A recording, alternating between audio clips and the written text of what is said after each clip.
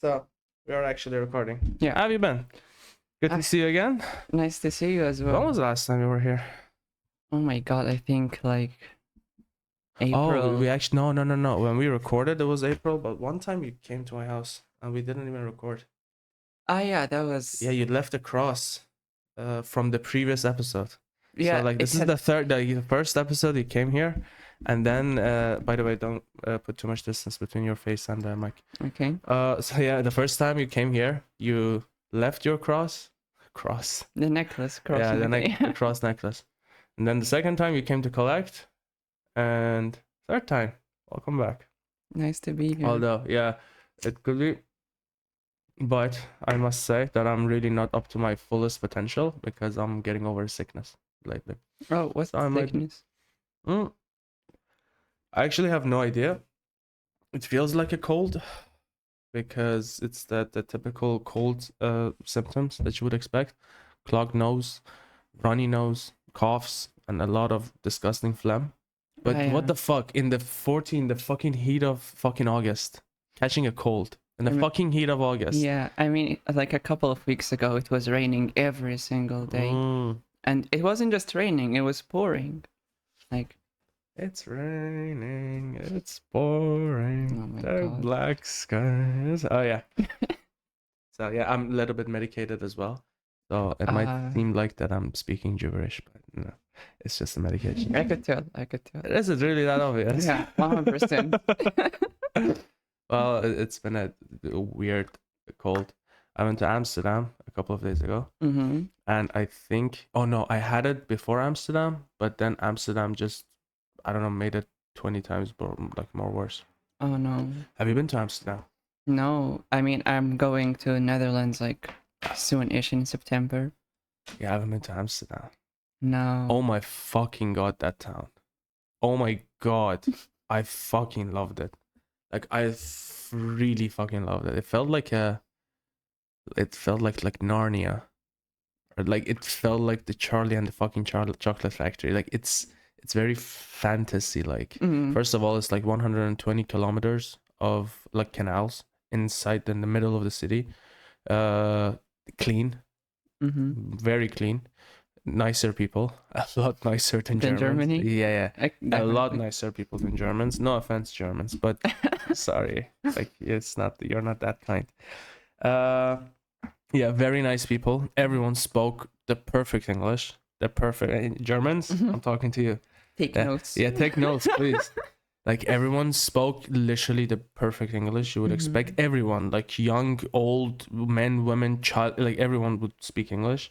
The food, the fucking phenomenal. What like was your favorite dish from there?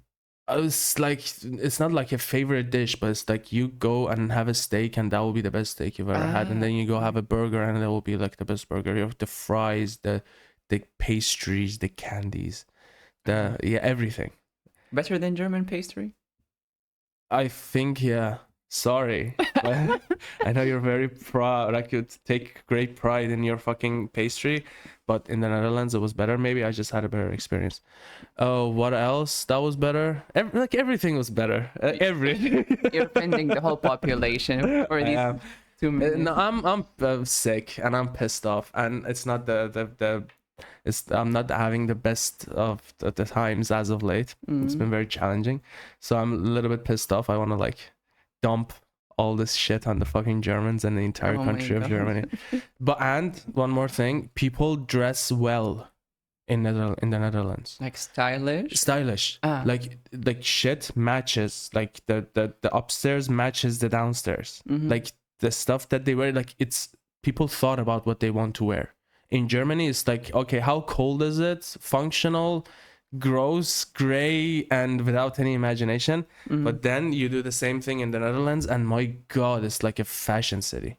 I loved it. Like nice. Really loved it. I have to go back soon. This wasn't long enough, not nearly long enough.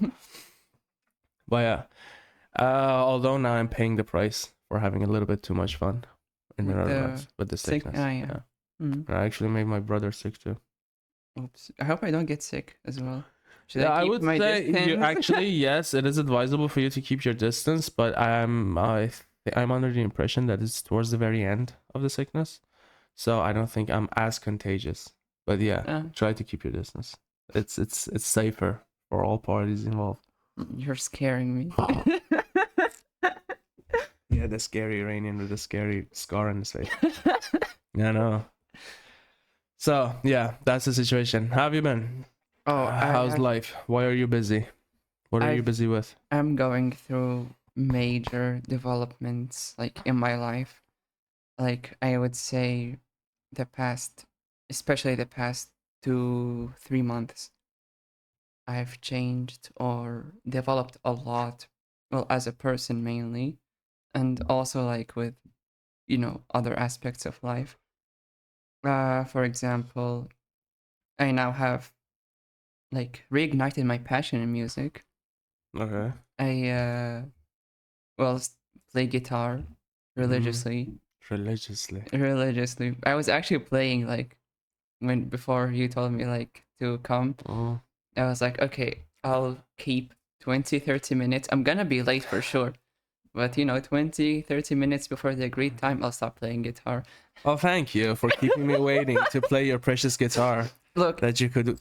They are my soulmates, all three of them. They they have 3 guitars. Yeah. What are they? Electric, bass, Of course, electric. and like the Spanish guitar, or like what type of guitars? All electric. Of course, all electric. Mostly like the setup, like the pickup setups are for metal, and 2 of them are like actually more suited towards rock. But one of them, her name is Aria, and you named your guitars, of course. Yeah. She's my first ever guitar. When I got her, she was a bit banged up, and I fixed her up actually just today. Right. The guy who sold it to me, he was like, I have too many guitars. I don't want her anymore. And it hurt me because for me, guitars aren't just, an object. Or of course they're not. They have a soul. Yeah, it's like clothes. Like every instrument has a soul. Yeah. So not like clothes, you get bored of them. Oh, I want more clothes. I'm going to throw these away. No. It's actually a companion, it speaks for you because you can't express yourself with words all the time. And the guitar is the instrument which like says, I'll do this for you. This huge, meaningful thing, speaking your inner self, being like a medium for you. That's companionship. And it hurt me like when he just threw her away.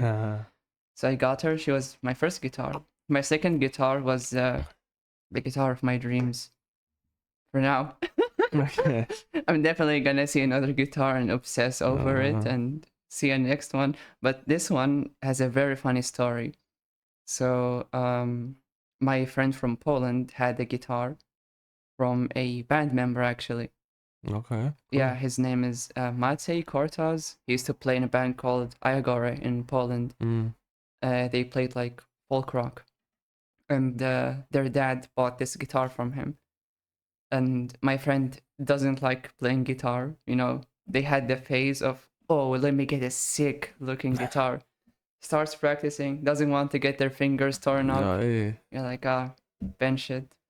So they gave it to me like as an early birthday gift. But the pickups, like it's a piece in the guitar which has like magnets on it. So when the string vibrates, these convert it to sound. All right. So one of them was banged up.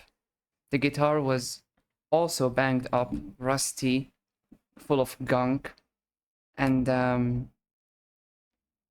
so I went on Kleinanzeigen, Superschenken, of course. Where do we do what? I went on Kleinanzeigen.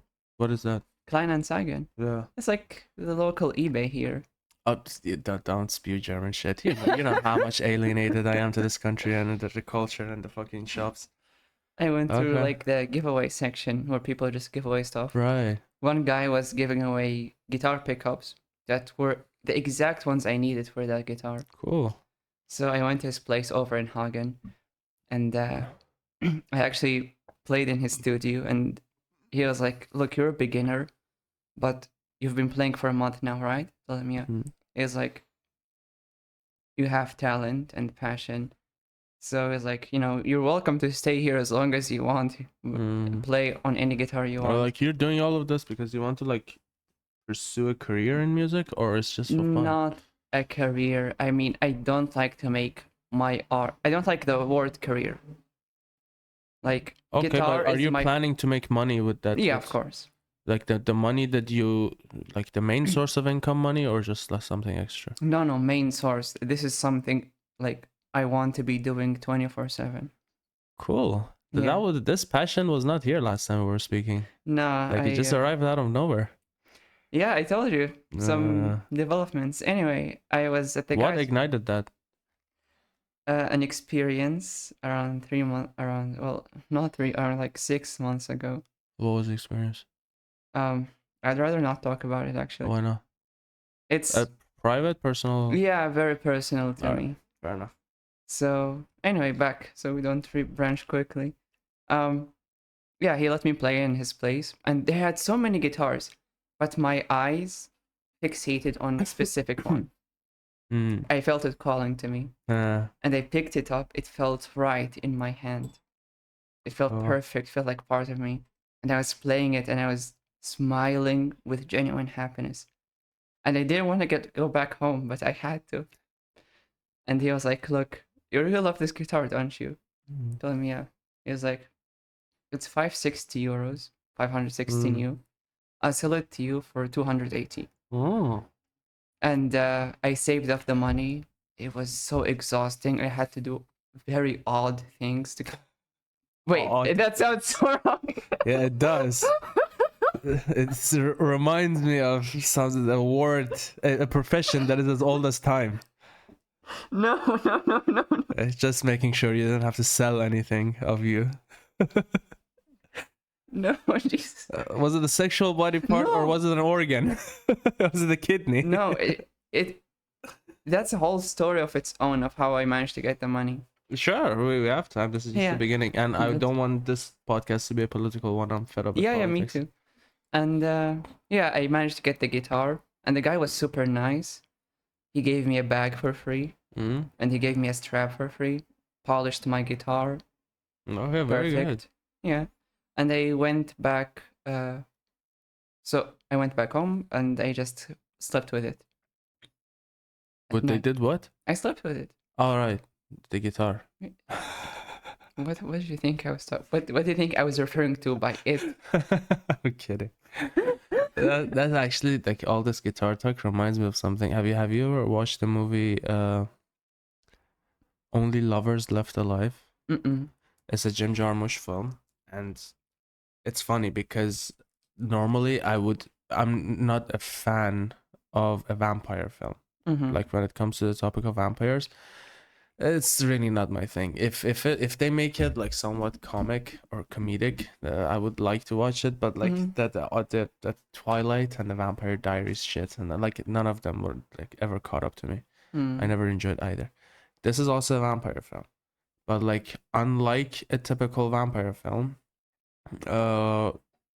first I will tell you the guitar story that one of the powers that these vampires have is that they can touch an instrument, specifically guitar. Like there's a whole section about a vampire male that has a lot of guitars, and his partner comes to his home, and they start like going through the guitars that he newly got, and it's actually a wonderful film. I highly recommend it. And they like touch it, they touch the guitar, and as if the guitar is touching, like talking to him, say, "Oh, this is from like 1905, and it's like a Gibson made from this wood, and made from." It's like it's such a like a instrument fetish. It's such an amazing film. I would love to see that. Yeah, you actually should, because like unlike the typical vampire bullshit movie when it's like two groups of vampires fighting each other, or it's like vampires and werewolves, it has none of this shit. Like there are like some minor complications that happens, but they're not the actual point of the film. That like the point of the film is that these people are immortal, and like they've used their immortality in how many books they have read, or like how many languages they can speak, or like how much of literature of different cultures and different languages they acquire. And it is so perfect. It's like the best usage of being immortal rather than the pointless bullshit fighting that you would see in the other Yeah. vampire shit. It's like, dumbasses, you have been given the chance to like live on this planet eternally. And this one, do you know who Christopher Marlowe is? Christopher Marlowe was like a romantic poet at the same time period as Shakespeare. And like in this movie, Christopher Marlowe also exists, but it's a modern film. They're basically saying that Christopher Marlowe was a vampire and like managed to survive all these years. And I forgot the name of the actor who plays Christopher Marlowe, but it's amazing. It's like they talk about their experiences with like Nikola Tesla, with like Darwin, with different scientists and different politicians, because they have lived all this time here. Like they've been here and they know all the scientists, they know all the musicians. They hung out with like Gary Clark Jr. Like they hung out with amazing, great people, like icons of the past, of science, of literature, of like philosophy and shit. And my God, when it comes to the topic of the male actor, the protagonist, is it like he knows all of the shit, like the languages and so on, but like his specialty is music. Like his focus is just making music, and he starts making music, and like the music that he's like writing and the music that he's playing, you feel like that this music is coming from someone who has lived here for a very long time. It's That's like it beautiful. knows the style, it knows, it's so fucking perfect. I highly recommend the film. I would love to watch it because as an artistic person, It's I cannot recommend that film enough. I've No. recommended it to many people over the years. I will recommend it to you as well. thank you. We'll Yeah. watch it then. Maybe Yeah. maybe tonight, depends on. Well, you're a little bit late. I would only a I would have to bit. punish that. Yeah. But then no, feel free to like stay over and like watch the movie with me. But I'm not sure. Like when we wrap up this thing, I have to see because I have some business to do outside of the fair. house. But we'll see. Fair. It depends on when we finish. You're doing a Rubik's cube. Do you actually know how to solve No, it? I'm not trying to solve it. I'm just fidgeting. I need to be fidgeting all the time. Do you know how to solve that? No. I know my personal record was like 1 minute and 40 minutes. 40 seconds. No, you're gonna make me like solve You need this. to prove this. Otherwise, like, you know. Yeah, but then you have to keep up the conversation because I don't want to have people like staying silent watching me solve Rubik's Cube. So keep talking, entertain people, and then we'll see. So, yeah, I had. How many other guitars do you have now? That's 3. Yeah, one of them is Aria. Name the others. The third one, which I'm gonna. The second one, the one I was talking about, like with the story. I actually don't have a name for her yet. And it's not like I just didn't bother to come with one. It just didn't appear, because for me, like if I want to name an instrument, it happens at the moment. So her time didn't come yet for a name. Oh. There will be a time where I like have a moment, you're like, this is your name, but not yet. Anyway, their guitar, Zariel, and that's the one from the band member from my friend. All right. Polish. Yeah, I had to watch like one day, like I think for 5-6 hours. I was watching tutorials from like luthiers. Those like are people who fix guitars and build the guitars for a living. Right. And that's a sexy job to have, especially Yeah. like fixing and building like music instrument is like one of my all-time favorite things. Like I wish I played an instrument so that I could like open my own shop and like fix violins or like old guitars. Yeah. That's like I see that as That's such a beautiful. fulfilling. I would love to work that. Yeah. And I fixed the guitar. I even did soldering. I never did soldering before. You never did what? Soldering. What is soldering? With a solder iron. Oh, right. Heat up like wires, melt stuff, yeah. And I managed to install the new pickup perfectly. And I restored the guitar. And she looked so beautiful. But so beautiful. So gorgeous, sorry. But it took me like 6 hours. I started, I think, at 8:20 and finished like way past midnight. But she looks amazing now. It's fulfilling though. It's like you say you spend 6 hours, but like it's this type of 6 hours that you can tell that person enjoyed that 6 hours. It's the same thing with me on the podcasting. I didn't feel tired or exhausted or frustrated. I was just smiling the entire time, and it felt like therapy, you know? It's like Yeah, it does have that therapeutic I effect. would actually want to fix guitars for free because it's just therapy for me. And I actually uploaded the video of me fixing the guitar, like very sped up. I think I sped it up like times 20 Okay. and on my IG. So, I have not seen that. oh, I posted it. You're not keeping up with me. I see. I'm not. I see how it is. No, I see how it is. I really see how it is. No, don't really be offended, please, because I don't keep up with anyone. No, that's not true. Like, there's a lot of stuff that I do keep up with, like on a constant day-to-day basis, and that's like the Iranian politics. It's something that I always check. But I've noticed that like every time I open any form of social media, I just open it long enough to see what just happened in Iran. If like normally, and since the war has not started yet again, normally these days it takes me like half an hour to scroll around social media and say, okay, this happened in Iran, this happened, this happened, this happened, and okay, oh hey, by the way, have Oh, fun. How long was that? I don't know. We didn't time it. Don't No, have a I've watch. done it much faster. This is a shitty cube. Like Yeah, it it's doesn't. very Yeah, it's clunky. yeah, It yeah. doesn't move all that smooth. I found it on the fucking street outside. I'm not kidding. Awesome. Awesome. No, I didn't like find it. It was like a table that people leave outside their home, Ah, and like Super a Shinken, bunch yeah, of yeah, yeah. they put a bunch of stuff that they didn't want. It was like filled with a bunch of toys. That was the one that caught my eye the most. That's a nice find. Ooh, Mm. I'm happy with it. So yeah, please don't be offended No, it's that fine. I did not check. I But yeah, usually just check the bullshit on the news. but that's basically my summary of my story of like finding guitars. Wait, actually, before that, the way my first guitar wasn't mine. Like the one I was playing on, my dear friend Zedric lent it to me Mm. for like a couple of weeks, and it was like an Amazon guitar. I didn't even. It was. It didn't like. I don't really care about the quality, like starting quality. I just wanted to play guitar. I didn't care if it was like, strings on a piece of paper. As long as it plays fine, it's amazing for me. How do you? The thing is, I used to have a guitar. That Mm. was like the only instrument that I didn't buy. I ever bought. Mm.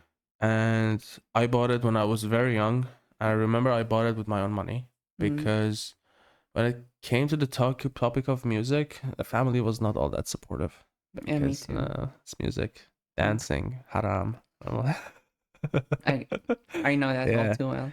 So that's like I don't want to talk too much like unnecessary shit about my family because like my older brother also played guitar and like my family didn't really say shit, but they were as unsupportive with him as they were with me. So it's like Yeah. that the equal level of unsupportiveness when it comes to the topic of music. Mm. So I bought the guitar and like I Right, quick question. Electric or acoustic? acoustic, yeah. Okay. It was a flamenco, Spanish. Mm. I actually wanted electric because back in the day when I was like in my guitar loving phase, I was like listening mostly to heavy metal, thrash metal, rock. Mm. So like flamenco wasn't really the my type. But like I was told by multiple like serious guitar players that it's better to start with that than move on to the electric. Yeah. I don't know why, really. Because it's mainly, well, for really like blank starters. Mm. The electric guitar might be too complicated for them, especially since it's painful to play with. Is it really painful even with the pick? Well, the thing is, you need to fret.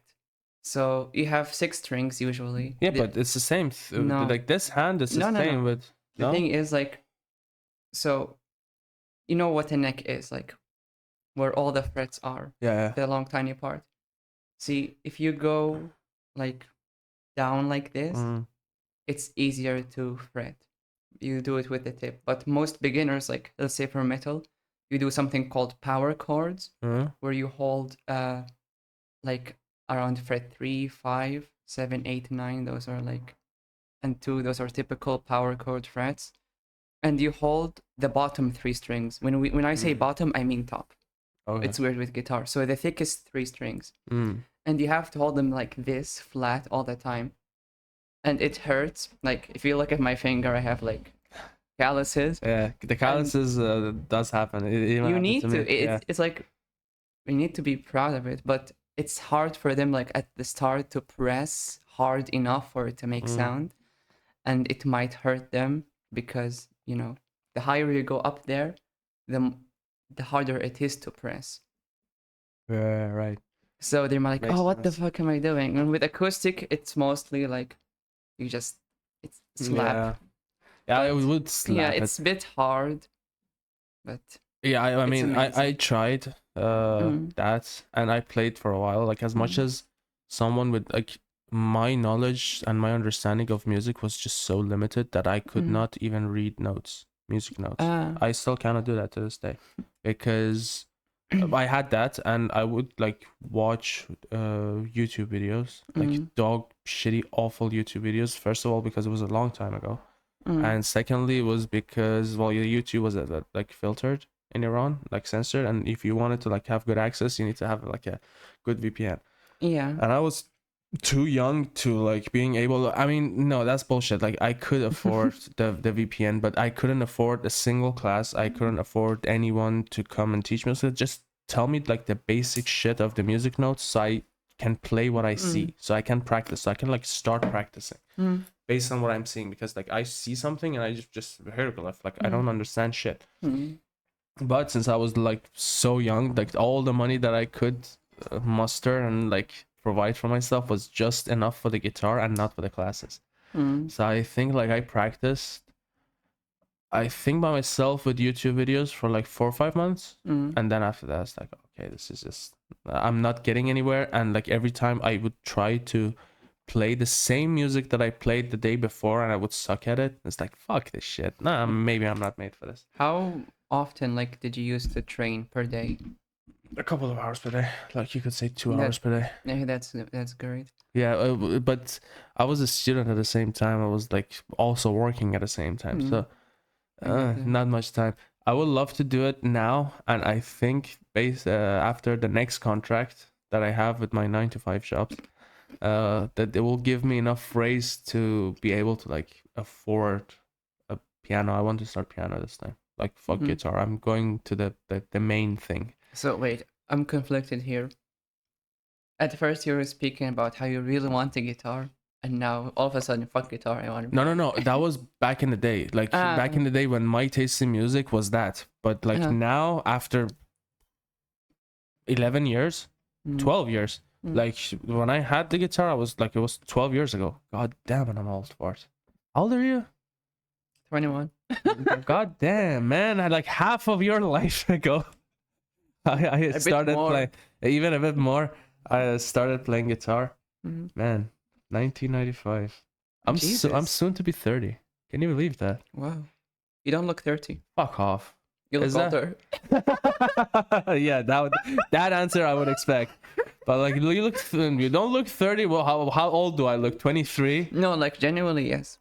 Like mid-20s. No, really? Yes. Mid-20s? I'll Like take it as a 25. sign. I actually max. don't care. I'm one of those people that never bothered me when people declared me to be too old or to be too young. It's just fucking age. I don't care. Pause. We're all gonna what? Pause. Pause? Yeah. Pause in the podcast? No, you dumbass. It's like when someone says something that can be interpreted as suspicious. Right. You say pause.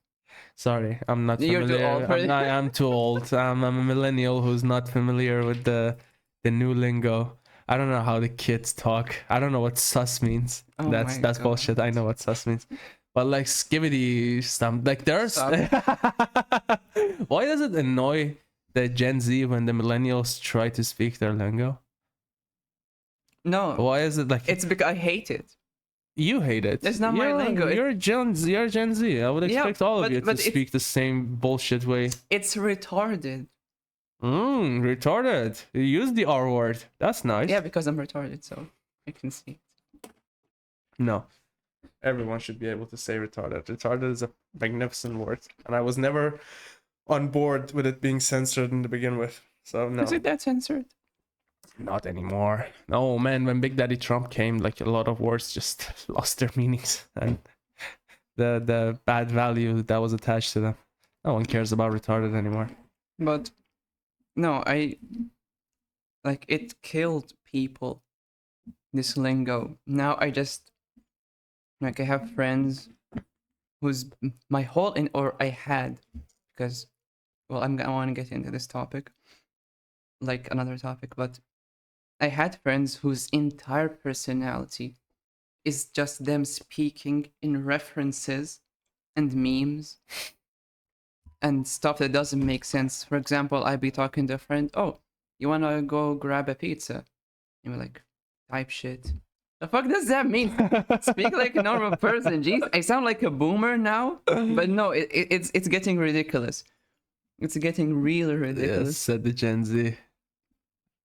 Maybe that helps. Maybe they have to, like, the Gen Z must hear it from someone coming from their own camp in order for them to actually believe it. Because, well, they look at me, they look at someone who's like a master in English literature, is like speaking in like a $10 words, and I'm old, so like my words might not be all that valid to like a Gen Z. But if they hear it coming from their own goddamn side, then maybe they improve. Because fucking hell, it's just ridiculous. Please speak like a normal person. And you know what's funny? That this is coming to the world from two people who don't even speak English as a native language. Like, as No, for me it is a native language. it is not. Isn't that? Were you born in UK or Canada or US or Australia? No, but it's what I'm speaking most of my life. So it is my True, language. but it's like it says native, like native. Native like, is we what you're cannot- born speaking. Exactly. And I Like, was it's born r- speaking English. How were you born speaking English? Like With your family, with your mom and dad, you spoke English? with my Not mom, Russian or mainly. Arabic? With my mom. Like with my dad, sometimes Arabic, because he's very extremist about these things. Yeah, no shit, he's Arabic.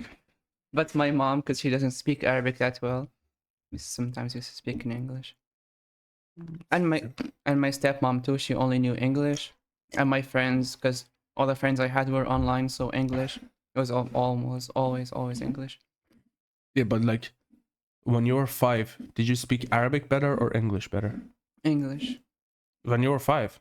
Yeah, I mean, the way I taught myself English was my mom really wanted me to learn English, so she bought me like books and stuff, and like those interactive games you press in a button, cat, stuff like that. But these didn't help. What helped me were games. I would play a game, and then like you have an item, and then I hover over it, and then description. This is knife. This is gun. This is first aid kit. Do you remember which games? EG2. What is EG2? I don't remember that. It's a really niche, old shooter, like FPS game. EG2 or like It's IGI, but it's called EG. IGI. No, IGI2 I also played. Really? Of course I did. Oh Are you my kidding? god. No, I distinctively remember IGI. It was like the spy thingy, right? And it was like solo missions. Yeah. And yeah, man, of course I have. Are you kidding? I grew up with this. Oh no. What was the earliest game? Do you remember your earliest game that you played on the computer? My first game was Madagascar. Like the cartoon? Yeah. You had a really fun game of it, and that was the first game I ever played. Cool. No, mine. Well, when I started playing, there was no such thing as Madagascar. The person who wrote Madagascar was not even born yet. Did you play Driving at Tehran? Fuck no. I wasn't a fucking dork. No, like I knew what a good game was and what a bad game was. The first game that I played, it was the first time we ever had a PC, and it was a game. It was also like a spy thingy game, like IGI, and it was called No One Lives Forever. And on the top and the face of the game, there was this chick. Man, my god, I fucking loved her. I think it was like the earliest introduction to my sexual experience as a child. Like, Jesus Christ, that's like every guy ever. Yeah, I was 7 or 8, and it was this game, No One Lives Forever, and it was like you had to think, and it was like a mystery spy thingy that you would play. After that, it was Driver, but not Driver in Tehran. No, fuck that. No, it was Driver. What else? Then it was like the golden age of Counter-Strike and Warcraft, and then the Call of Duty and all the rest. My God, I miss my gaming days. I really do. I reminisce on them. I don't miss them because, well, they were good and bad. The good was there are some games really rare, like once every blue moon. There's a game that is just a masterpiece, and it kind of like changes you as a person. Yeah, GTA IV or Assassin's Creed, the first one. It changed me as a person. The first one is amazing, yeah. The first one and the second one. It changed me as a person. Like Altair and Ezio. I love them. Ezio Auditore da Firenze. I will still play them to this day. They were like so I'm cool. actually tempted now, just like to download the thing and start playing. I think Assassin's Creed 1 was my entry into cosplay. When I was a kid, I wanted to look like Altair. So I stitched up some of my old clothes with the help of my mom. And I had a really cool outfit. My God, he was cool. Yeah. And it was like the first time that it was a different form of game. Like it felt different, it looked different. Like it was like suddenly a higher quality. Yeah. Like you would look at the screen, it's like fucking hell. That this is a game. I remember that feeling. Jesus Christ. I should start playing. I'm actually in my Urlaub nowadays. What are you doing in your Urlaub? Many things that I was supposed to do, but I actually cancelled. One of them was cancelled on its own. I cancelled the other two. For different reasons. I'm not in the mood. You also cancelled out on me. What? You also cancelled out on me. You were supposed to have this podcast earlier. We were, yeah. No, I wasn't in the mood. Trust me. Yeah, I'm it's fine. This is actually the first day I'm in a little bit of a talking mood. Okay. Because it's been strange. Like personal life is a little bit kicking my ass nowadays. I get that. I'm eating all of your nuts, by the way. What? I'm eating all of your nuts. That sounded oddly sexual, but no, Jesus. Be my guest. You can have all my nuts. I don't Ew. I only have two. No. I was kidding, for fuck's sake. Sexual harassment is the foundation on which this podcast is based on. You've been to my toilet. You see that there's no door, there's no handle, and there's no lock on the toilet. This is a false advertisement to everyone who wants to participate in my podcast. You see this toilet here? It doesn't have a lock on it, and you can just go in, and I can also come. I just want to say, every person who I went with to this place for the first time said the exact same thing, that this looks like a sexual assault house. Am I not? My house. Yeah. Yeah. Do you remember the first time? Who was it? Amir or was it Mohsen? Amir. Yeah. Did Mohsen also say that? I think everyone says that. Like Amir called this house a rape house, even though I've touched no one, for fuck's sake. No, the thing is, it has all the elements you would expect out of a rape house. First of all, there's nothing on the toilet. Like you go in and this is just a cover. Like I can just push it and it will be open. This is a really bad look for you. It is. You're saying this on your podcast. This is I just need to warn you. Listen, this is a really bad look. My life is an open book. I don't give a shit. And the thing is, if I ever become like an actual sexual predator, I'm pretty sure people would talk about the shit online. I don't have to come and say, guys, look how rapey my toilet is. No. So the first problem is the toilet. The second one is that I always have this like phobia of leaving the key when I'm leaving the house, because like ever since I started living on my own, I think like for the first couple of months I was still in Iran. And the first couple of months that I was living on my own, I used to like leave my key in the home before going out, like so many times that it would just become a habit. Because like I was coming from like a very crowded family. It didn't matter if I bring the key or not. There was always someone to open the door. Yeah. But like as soon as I started living on my own, I realized that, okay, I gotta teach myself this shit, because it's not registered in my brain that I'm supposed to take something with me known as a key to be able to come back to my own goddamn house. So the first months I would just leave my key behind and go out, and I would have, okay, please, this person come who has my key. Do you have my key? Where is the spare key? I would have this. So I realized, okay, fuck this. Let's just put the key always on the lock, and then lock it, because if it's just on the lock, I can still open the door and go out without remembering that I've had it with me. But if it's in the lock and if it's turned, that means that I have to open the shit in order to get out. Yeah. So then I wouldn't forget that I have to take. So like you would enter my home, and as soon as you enter, you would see someone put the key and lock the door behind you. And then you would have this situation in the toilet. I would probably offer you some teas or beers or something, and you would have to be careful with what I'm dosing in the drink. But no, I've never had any complaints. No one has told me that they were touched inappropriately. Just so you know, I can't say anything because I'm being held at, you know, against your will. Yeah. Yeah, sure. No one would believe that in me. Well, what are you pointing on? Nothing. The fact that what? No, nothing. Drapes are closed, so no one would see. No, it's because I cannot have natural light coming into the house Oh, when I'm recording. What? Oh, okay. No, when I'm recording. Very emo. Fuck off.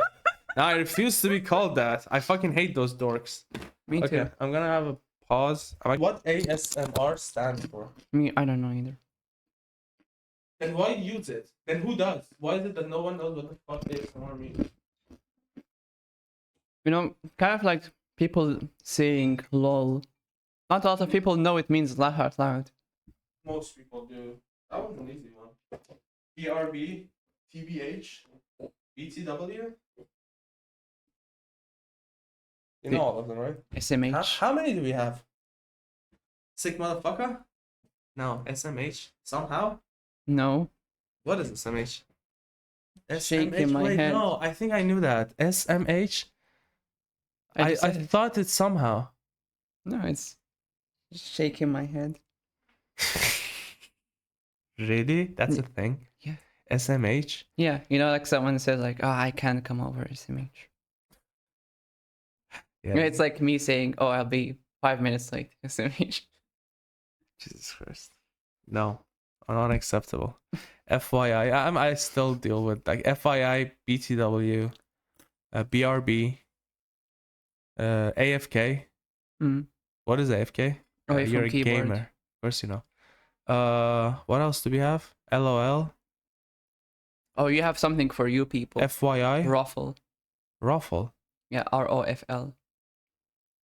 Rolling on the floor laughing? Yeah. Oh, yeah. The fact that you know it is like speaks volumes. Why? It says how old I am. That's like dead. No one uses that. I know. Like To be honest, even when I was alive, I wasn't using it. I don't think okay. BTW I use all the time. Yeah. I don't use any other. I think that's it. FYI, maybe. For your information, like maybe once in a year, like once in the blue moon, I might use that. I'm getting sick of not using my English. Not using your English? Yeah. You speaking Farsi? Farsi and German. Lately, I'm trying nowadays. How's your German? Ja, ich kann jetzt auch ein bisschen Deutsch sprechen, aber noch nicht sehr gut. Yeah? Yeah, fuck that. No, I'm not doing that. Okay, fair. I have to leave. I'm actually like really contemplating leaving Germany. Or two? Well, back in the day, Italy was the option. But that's okay, yeah. No, like Italy is still there. Yeah. But like for different reasons this time, and in a different part of Italy. But my God, Amsterdam, it's not all that unlikely for me to just return to Amsterdam and just live there if I find a job that like pays. You would love it. I'm sure I would love it. I would love the quality of medication there is also really high. I don't care. Huh? Yeah, that's irrelevant to me. Really?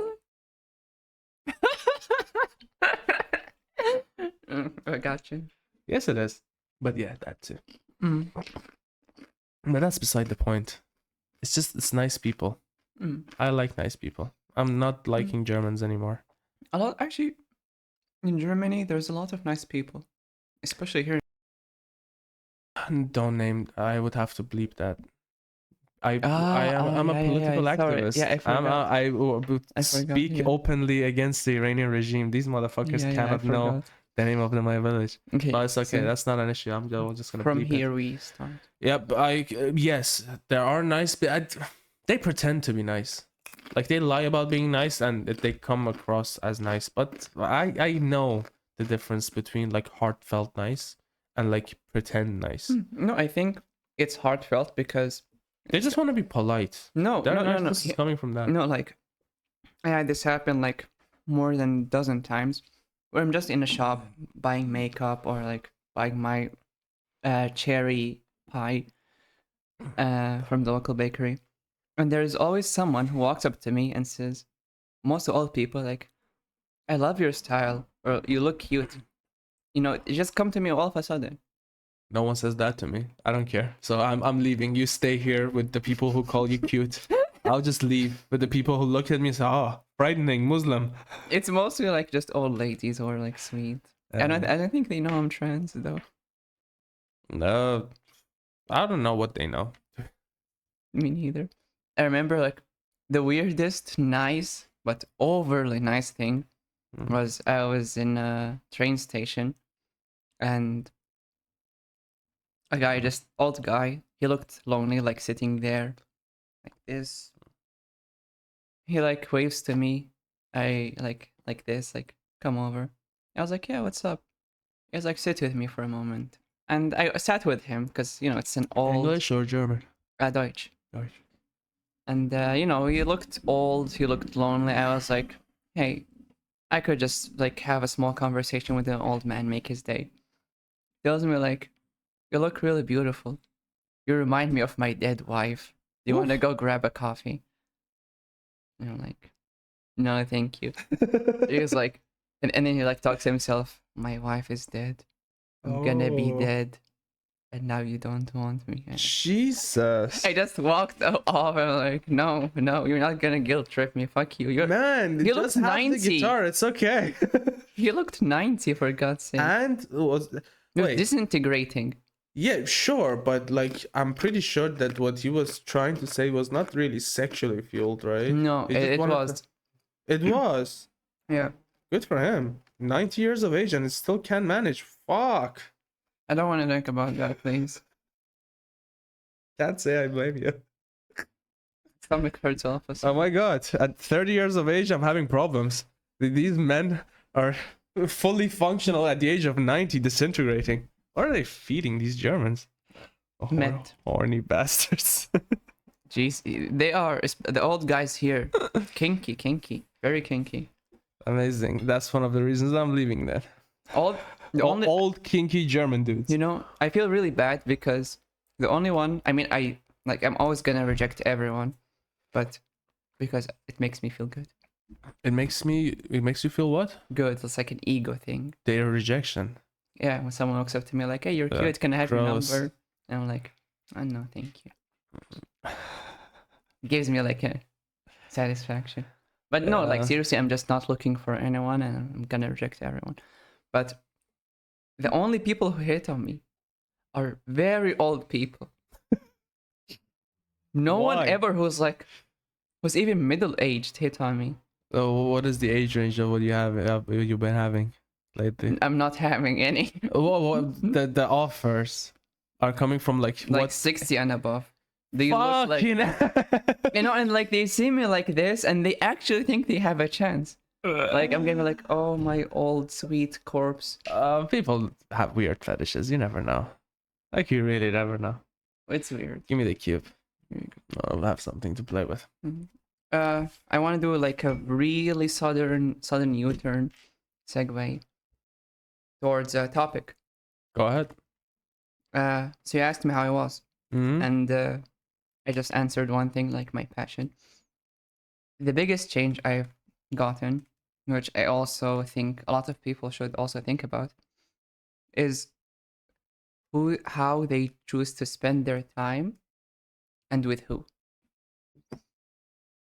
Okay, elaborate. Like before that time, my days were, I would just wake up, I would get a call from a friend, And they were like, "Hey Lou, let's go get drunk. Let's do just stupid stuff, like nothing productive." And I'm like, "Yeah, sure." And then wasted my whole day and did some stupid stuff, like when you drink, you just, of course, you do stupid shit. And I dedicated most of my time to others when I barely had anything for myself. Like every day I would wake up and spend the whole day with friends, and it wasn't nice because what about me? Like I want to do something for myself. I want to. Don't you think you would learn something in this interactions with other human beings? Your Well, friends? yeah, meaningful interaction, yeah, but just, What is a meaningful interaction? Like, do you consider a night out with a friend in a bar as something meaningful? It depends, yeah, like on It the is like the meaningful. quality of time we spend there, how you Usually, spend I it. would consider even that meaningful. Yeah, but Like, I would even consider the time that I spent at a certain point of my life in the fucking clubs in Budapest as meaningful, because there's always something to be learned in every experience. It's this is a matter of the person. If you put the right person in the best university, like if you put the wrong person in the best university imaginable, and if they don't know what they're doing, they're just not going to benefit. Like I've learned that sometimes a smart man learns a lot more from his bad experiences and of his enemies a lot more than a dumb person learns from his good experiences from his friends. So it's like a matter of like there's stuff to learn even in fucking clubs. I guess you're right. Like the fact that I did this decision was because I had those experiences. So, but I'm just speaking like spending the whole day bantering with friends, and you're not gonna even remember like Oh yeah, what you said. that's just a killing of time. Yeah, no. Yeah. So Yeah, but you're 21. Who gives a shit? I do. Oh, good for you because I didn't, and look where I am now. Good place. The sexual harassment place. The rapey house. Jesus. No, it's not a matter of place. It's just a Yeah, I matter know. of how much success I Yeah. thought I would be having by the time I'm 30. But And it's not up to my expectations, but who cares? I get that. But anyway, I had to make a really tough decision. One time I just sat on the bed, made myself some lavender tea, and was like cuddling with Banana. He's my lifelong friend. He's a little plushie. I had him when I was 9 years old. Okay. So he's always there with me. For every major decision I make, I have to like call Banana like this. He's always there for me. But I held him, and like for a couple of hours, I was thinking about all of my friends, like everyone who I consider friends at least. And I would like review it thoroughly. Okay, this person, how do I spend my time with them? Do I truly enjoy it? Is it meaningful for me? Is it toxic? First thing I ask myself, is it toxic? And I realized that a whole lot of my friendships were toxic. It was mostly like friends who would only hang out with me if I'm drinking with them, or friends who are just there for benefits. Not like that, but like, do a favor for me. I never understood the problem with that. The thing is, it's like how broad the word friend is used, because I think it's a spectrum by the end of the day. Yeah, I guess. But like I have a huge circle of friends around myself.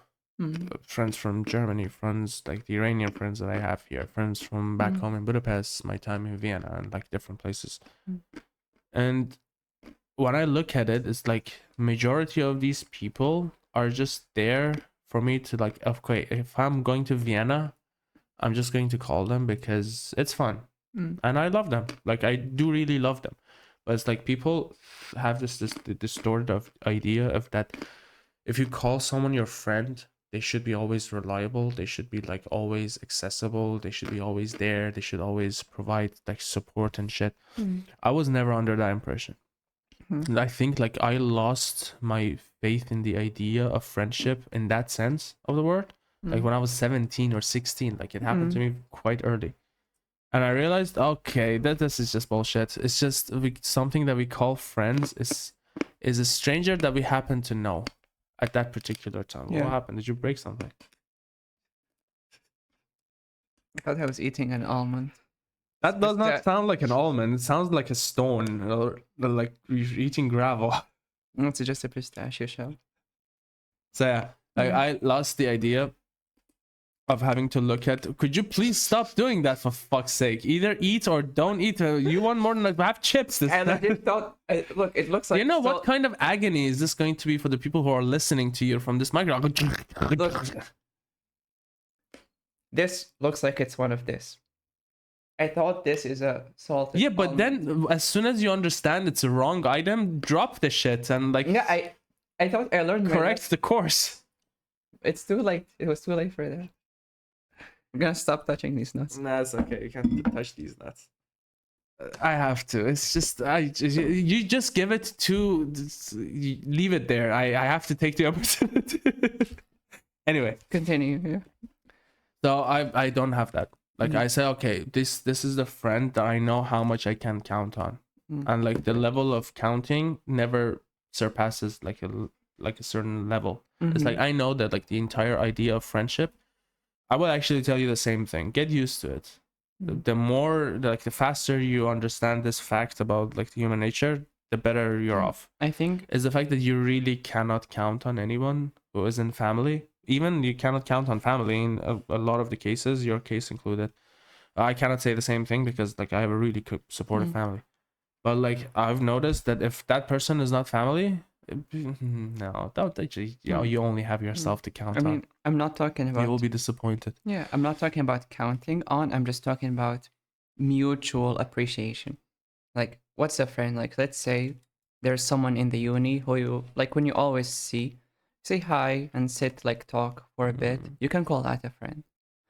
And you know, someone who you always hit up on the phone, you can also call that a friend, but like on a more closer degree. But in the end, a friend is someone who likes you and you also like and you enjoy their company. So you want to like get closer and enjoy your company more.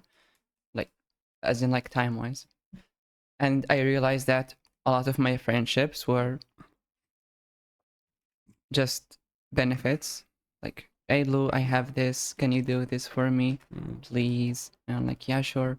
Or like, hey Lou, I need some like emotional support. Hey Lou, can you like listen to me vent for 7 hours? People really do that. Yeah. And the moment I stopped giving these things to them, they're gone. And I also stopped reaching out first excessively. Not reaching out first entirely, but excessively. Like, you know, sometimes there are people who will only text you if you text them. Like, I had friends. I'm actually one of those people. No, like, I'm not like I don't do it intentionally, but like I have this habit that usually I don't have much to say unless something happens. Like, and it's not like out of nowhere, let's talk. I don't have that. Yeah. And I'm not the type of person that when he's going through something, he's talking to people. Yeah. At all. Actually, it's the vice versa. Like every time that I have something to talk to, like something to talk about, that's the part that I'm not calling any of my friends because like, okay, I have to talk about it. I'll talk about it to myself. I get that. But I meant like friends who are like, you know, extroverted. Right. And, you know, like they hang out a lot, but good for them. You know, they only hang out with you if you ask them to hang out. They only text you if you text them. And if you don't text them for a day, then they'll not text you forever. Like, not just for a while, but is that forever. really something that is considered bad? Because that's what I do, and I never felt like it's something bad. It is. The thing is, like, if they text and if they want to hang out, they'll text. I'll be there, and I actually love that person, and I will go there and I will have fun, right? But like, there are some people that just don't text. Yeah, that's or them. like they don't. How is that bad? Like, okay, imagine, you have a friend who you're not that close to, yeah. Okay. They reach out to you too. It's not like you'll only interact with them if you reach out and only you. Other than that, there will be no interaction between the two of you. That's what I'm talking about. Oh yeah, okay. Yeah. That makes sense. Like they only interact with you if you come to them. They'll never come to you, and that's awful. And you cannot call someone like that a friend. Actually, I've never had a problem with that. Like I have people here in Germany. That's like every time they want to watch a good film, they call me. But you And don't reach out to them at all? I Or think I reached out once or twice because I had questions, and they answered like very cool and respectfully, and they were like very helpful. But the thing is, like when someone shows that behavior, that's like every time they want to watch a film, they give me a call. That's my consideration on that of that person, and I don't hate them for it, or I don't even dislike them for it. It's like, okay, this is the usage that we decided to have for one another. It's like every time I want to watch a movie with someone else, it's like, okay, there's a candidate. But it's like if something very tragic happens and like I want to talk to someone, or which I don't usually do, or I don't know, if I want money from someone or if I want support, that's not the person that I'm calling, because I know the extent of what our friendship is supposed to look like. yeah, but And that's the thing. Like I have like a German gang that are my friend. I call them the German gang because we used to call them the German gang in Budapest. Like they were just this gang that always hung out together. And we call them the German gang, and I'm still friends with them here because now I'm living in Germany as well, and they're also living here in our like district as well, the North Rhine-Westphalia. And the thing is, like, I love them. Like, I love every single one of them individually. Like, incredible. Like, I get along with them very well. We talk about the same topics. Like, we have a lot in common. But the thing is, we don't get to see each other like once a month, maybe. Sometimes twice, like once every 2 months. But the thing is, like, that's the extent of our friendship. yeah, And we have the best time when we're hanging out. I But get that. we're busy, we're Yeah. doing our own thing, and guess what? We don't text like at all. Like sometimes maybe it's like Emilia was in Busan a couple of weeks ago, and I said, "Oh, watch the movie The Train to Busan when since you're there." But like before that, we didn't talk at all. Then we saw each other once. It's different. Like there are different people that I consider friends. Some of them we actually share. And like I know how to look at Amir, and I know how to look at Mohsen, and I know how to look at like you, and I know Yeah, like it's the dynamic, and you have different dynamics with different people. yeah, and I guess that made me realize that my dynamic is very different, and it was actually a good call. Like before that, I had like more than 20 people I considered my friends, Ooh, and now, 20. yeah, and now I have 4. And That was drastic. no, but actually, these 4 friends, I felt very guilty because they cared for me so much, like to an insane degree, and they still do. But I never chose to see them. I chose to see all the others who weren't healthy for me. Like the people who didn't I wanted the people who didn't want me, and I overlooked the people who really wanted me. But Yeah, once this I is one did of the that, things that you yeah, have to understand. If you're once, choosing friends, find out who has the most amount of potential. yeah, and now I like these 4 friends. Are super close, tight knit. They're the type of friends who would text me like, "Good morning, how are you?" and we can talk about anything and anytime and have wonderful time. And that's amazing. But anyway, freeing myself from like the shackle of always chasing people, of always how do I say it? Trying to please them. Like they would ask me to hang out or like do something that I didn't want to do and I would still do it. Freeing myself from that, I managed to be fully authentic to myself. And I managed to do stuff for myself that I never had the chance to do because I just never gave the courtesy I extended to others to myself. And now that I'm doing it, I'm living a very fulfilled life. Now, like my main 2 hobbies or passions, and I don't want to call them hobbies because I have a ton of hobbies, but these are my passions. Well, there's 4 passions actually. 1 guitars, 2 sketching.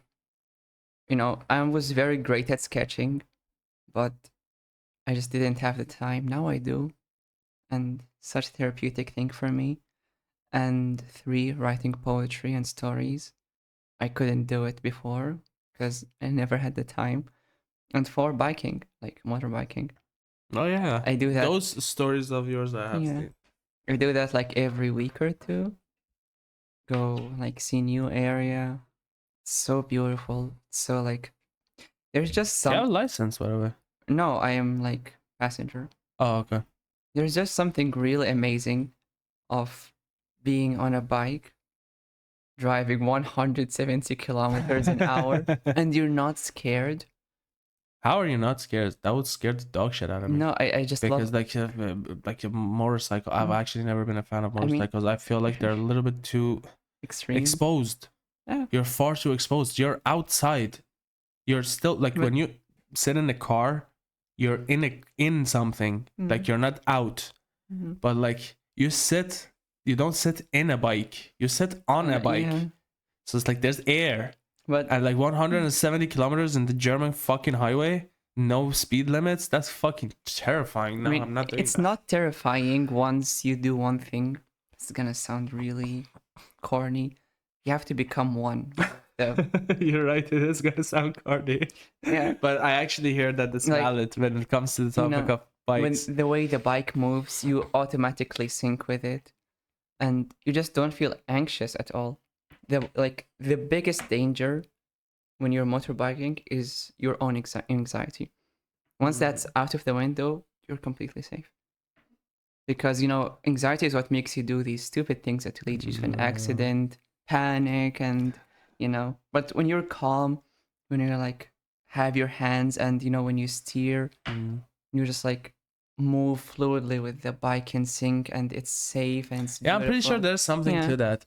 It's funny because like I always have been very critical towards like bike and bike riding because like I've had friends who lost their lives or Yeah. like didn't lose a limb, but like a friend of mine in university broke his hand in a way that was like basically lost the function of the hand. So I've had many friends who did have this experiences as a biker, but the thing is, even the ones who've had like such bad experiences riding a bike, they still love it to this day because they feel like it's the modern equivalent of riding a horse, and it's like the closest you can get to like riding a horse without actually having to ride on a horse and like using like fuel.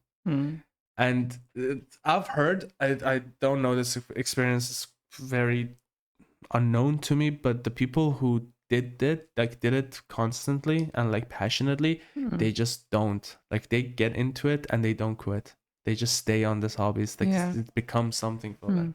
I don't know, I don't think I would ever try it even It's fine. for me to like love it enough, because I'm sure if it's like good, I will be hooked. I mean, it's And if I'm hooked, I'm dead. I will just ride 200 kilometers everywhere. I don't want to do that. so beautiful. But I guess different people, different tastes, and Yeah, that's I totally heard. fine. But yeah, and one like the final thing which I've been going through, still am. Well, I don't want to get to the backstory of it, but I had like a long sit down with myself and Banana, of course, and I reflected on myself, and but not like in a, how do you say it, a feedback loop from hell situation, but it's like I want to grow. I see what I'm doing wrong. Let me make like a development plan for myself. And I was able to fix a lot of the flaws within me. I think one thing that really helped me was a book by Mark Manson, The Subtle Art of Not Giving a Fuck. It's, you might laugh, but it's a very amazing book. Like now I'm not shy at all. I'm not anxious. I'm always authentic to myself. I stop overthinking because, well, it's my effort and the book inspired me to do these things. Like the way it phrases it. So I would recommend The Subtle Art of Not Giving a Fuck. But yeah, everyone I interact with just tells me like, is this the same Lou? Like, As so last time? different. As last time? Yeah, like you're so different. Like you're not the usual you. Some people You have a little bit more peace in you now that you Really? mention it. A little bit more. Nice. Not too much though. Like, no, I'll be honest. Mm. Like, I'll be brutally honest. Yeah. There are changes, Mm. but there's subtle changes. Mm. But considering the fact that we saw each other a couple of months ago, like we recorded a podcast a couple of months ago. I am. You might be on the right track. I hope you are. Yeah, I think so. That's what you're suggesting. Like the book that I'm suggesting these days is The Power of Now, Eckhart Tolle. Have you read it? What does it talk about? It talks about a human condition that has been with us humans ever since we developed a subconscious. Like ever since. Have you ever heard the phrase that I cannot live with myself anymore? Like the phrase I cannot live with myself. A lot of this book talks about this particular phrase.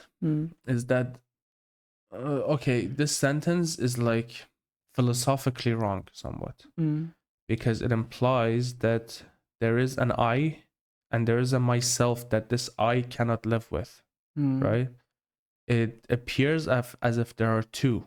There's not one. If you cannot live with yourself, that means you and yourself are totally, completely different things. Yeah, true. And you cannot live with each other. And actually, it happens to be the case for a lot of people. Yeah. And I'm growing to notice, myself included, and a lot of people that I hang out with have been tormented by this myself that doesn't really even exist. It is strange. Motorbike. I know. The professional podcaster would close down all his windows so no external noise would come in. But guess what? I'm not. And it's too fucking hot in my apartment for me to do that. So yeah, I'm beginning to notice with this book that do you have, like, obviously you do, but just to reaffirm, like, do you have the voice in your head that usually tells you what to do? It's like, okay, let's go drink some water. It's time for the toilet. Maybe you should change this about what you're behaving. Are those the right shoes you're wearing? Was that the right thing to say? Or do you remember what happened 3 years ago on that particular night? Or are you sure that you're gonna be able to achieve this particular dream of yours in the next 2 years, right? These are very familiar sentences because it is being said by almost every human being on this planet. And I'm beginning to notice that voice inside our heads, your head and everyone else's head, and not only that voice is not you, not only that voice is not you, but in some ways it's your worst enemy. Why? For the majority of the people, that voice that they have inside their head doesn't even like who they are. Like the voice that you have in your head doesn't like who Lou is in some ways. Especially for people who are like very self-critical. I happen to be among those people. I know a lot of the people who are close to me are also among those people that are very self-critical. And the thing is, I don't have any issues with self-critical behavior because like everyone has some behaviors that it's better if they improve it, if they finesse it, if they make it better somehow. Like, I'm not saying that everyone is perfect, but everyone has this voice that is inside their head that is constantly tormenting them about who they are, about their own characteristics, and it is obsessing about the future that is very unknown and uncertain, and it worries about that future, and it's disgustingly regretful over the stuff that happened in the past. And it's like the king of not being able to let go. It's like this voice remembers everything, it sees everything you see, it hears everything you hear, it smells everything you smell, but it thinks completely separate from you. And the main function of this voice, I've begun to notice that the main function of this voice is actually not a bad thing on its own, but it's not a bad thing on its own only if you keep it under control. But what happens with most people on this planet, like most people that are around me, it happens with myself even, that now it's using me instead of me using it. That's like I'm the person that is fueling it so it would survive. Mm-hmm.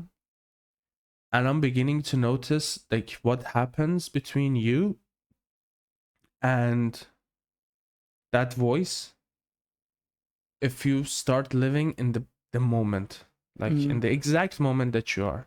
Yeah. Like, how many people right now do you think on this planet are living by just on an autopilot form? Well, everyone, I think. I would say A lot. majority of majorities of the Yeah. people are like really living on full on autopilot. Yeah.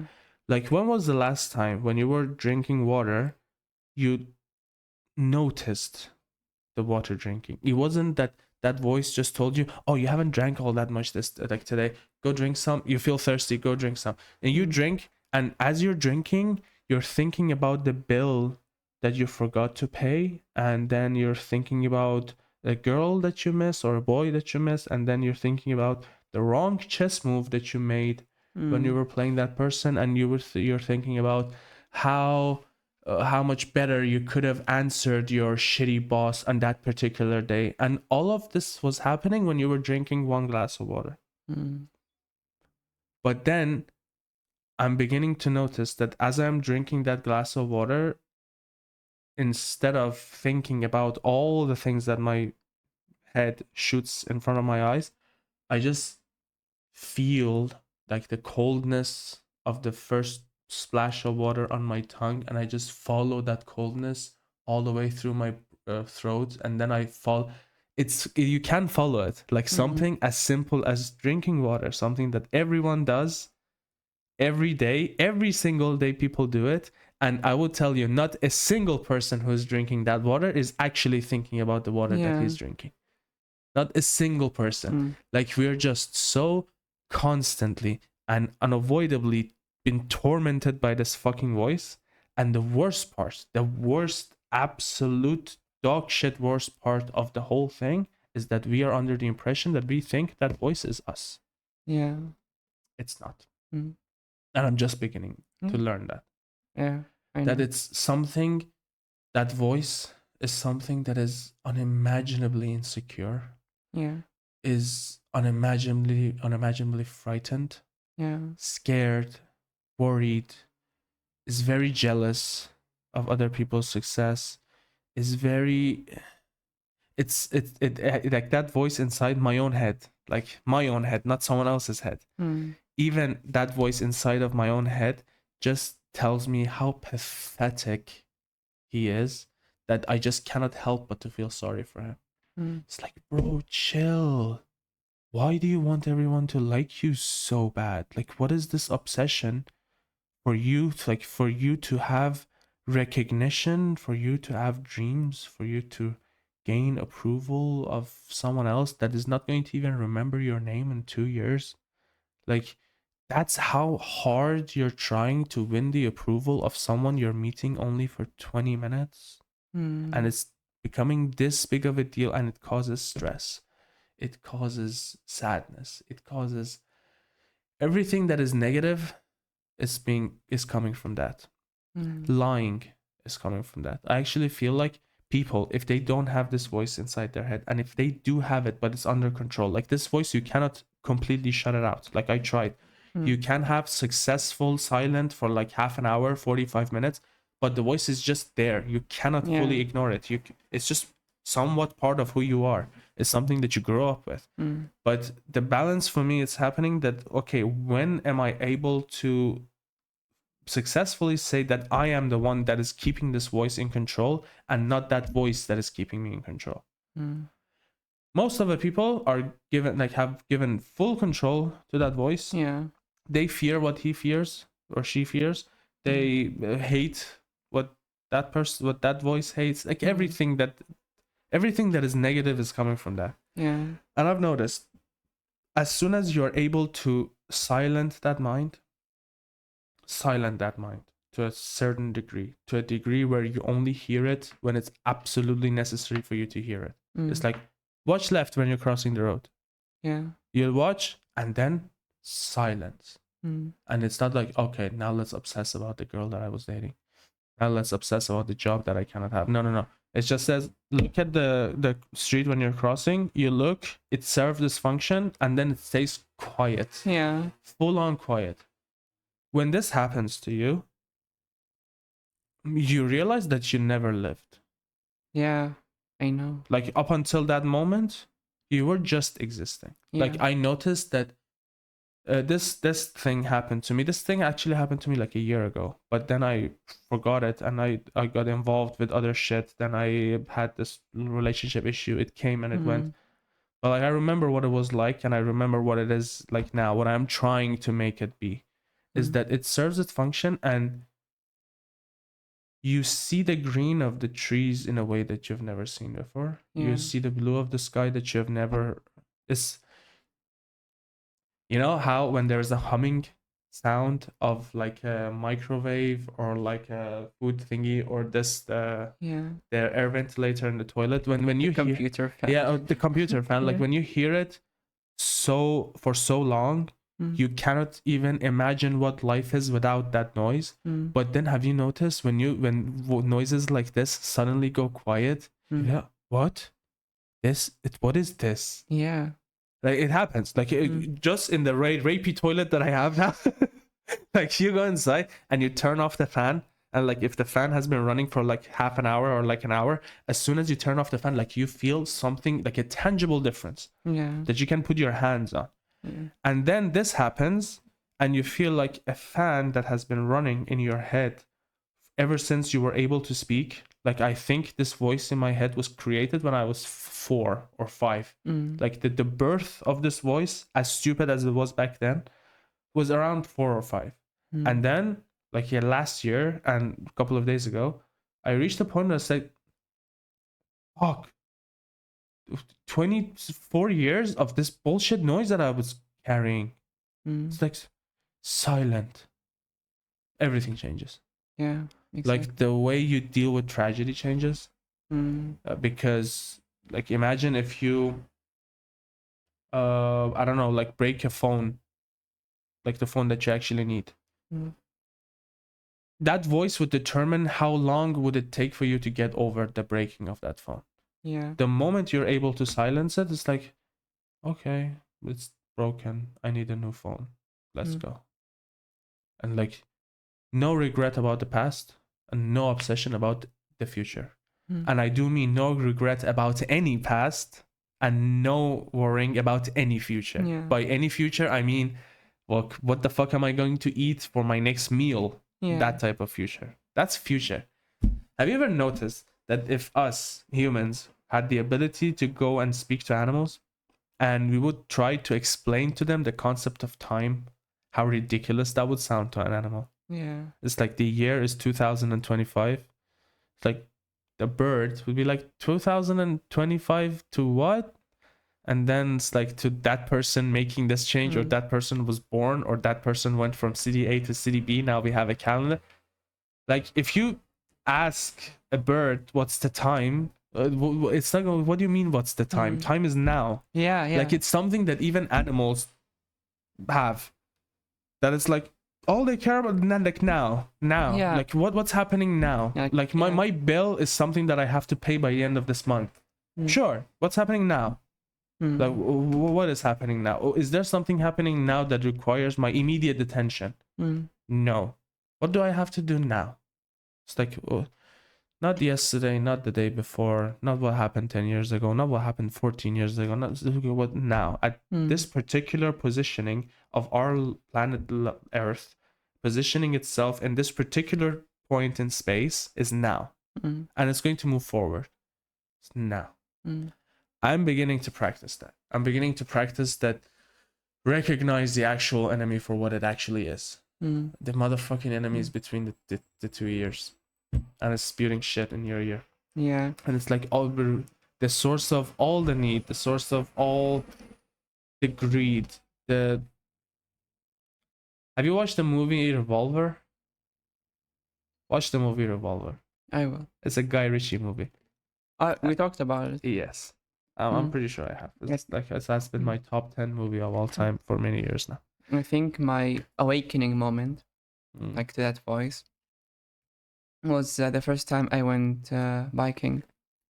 someone took me out biking, and guess what?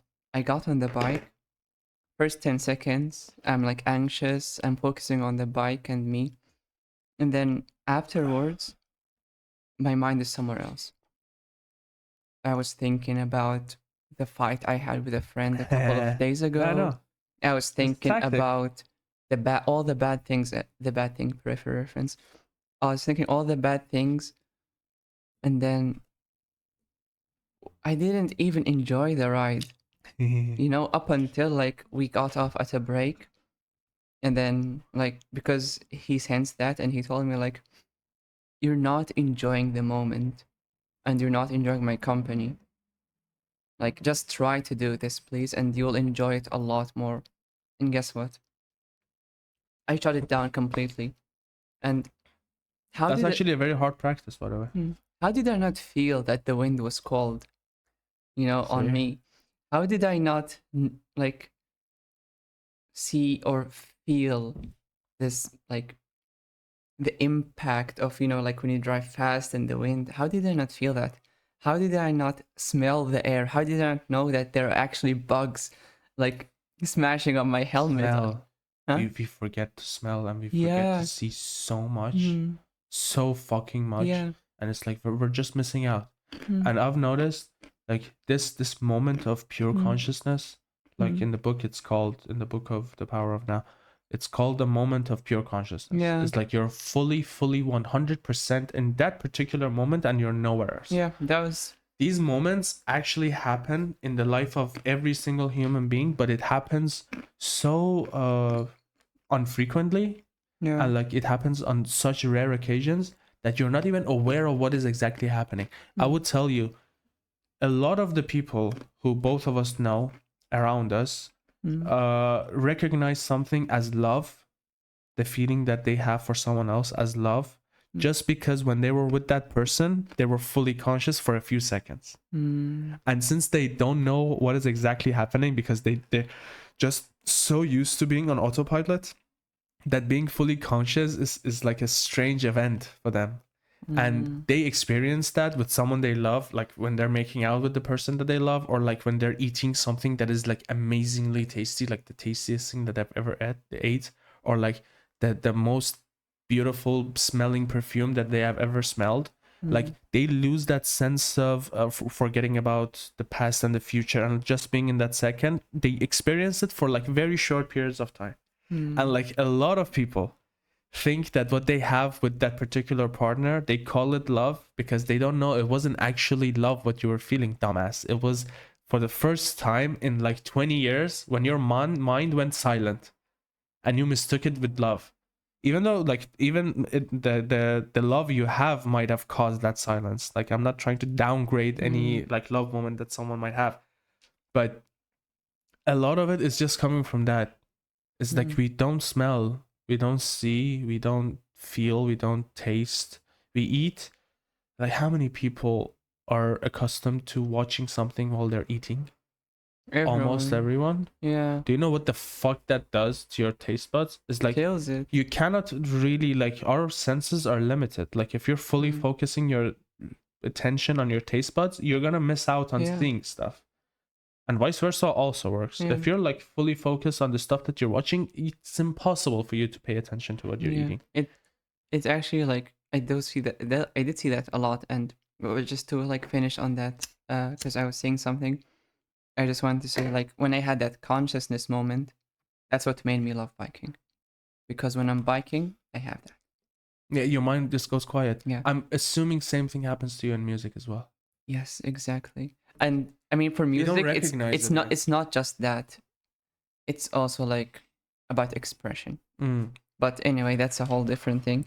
But no, it's understandable because it is funny because for the longest time I was resisting that because I always was under the impression that most of the art that I'm creating, all the stuff that I'm writing, or all the shots that I'm photographing, or I'm taking a movie, I thought all of this was coming from that voice. Because when you're writing, that voice is also writing stuff with you. It's saying stuff and you're writing, right?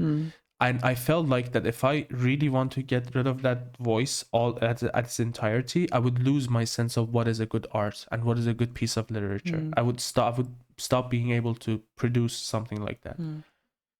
But quite to the contrary, I realized that as soon as you silent that voice for anything that is unnecessary, it would show such great promises in the creation of art. It's like now it can be fully focused instead of like focus on the bullshit that happened to you in the past and the future and the stuff that's going to happen to you in the future. It just fully focuses on the main issue at hand, which is to create the art that you want to create. Yeah, and I realized not only killing the voice, like silencing that voice, not only it doesn't kill your artistic view of life, it enhances it. Like the art that you create is more pure because it's an art that is being created completely without a fear of the future or without any regret of the past. Exactly. That is a pure form of art.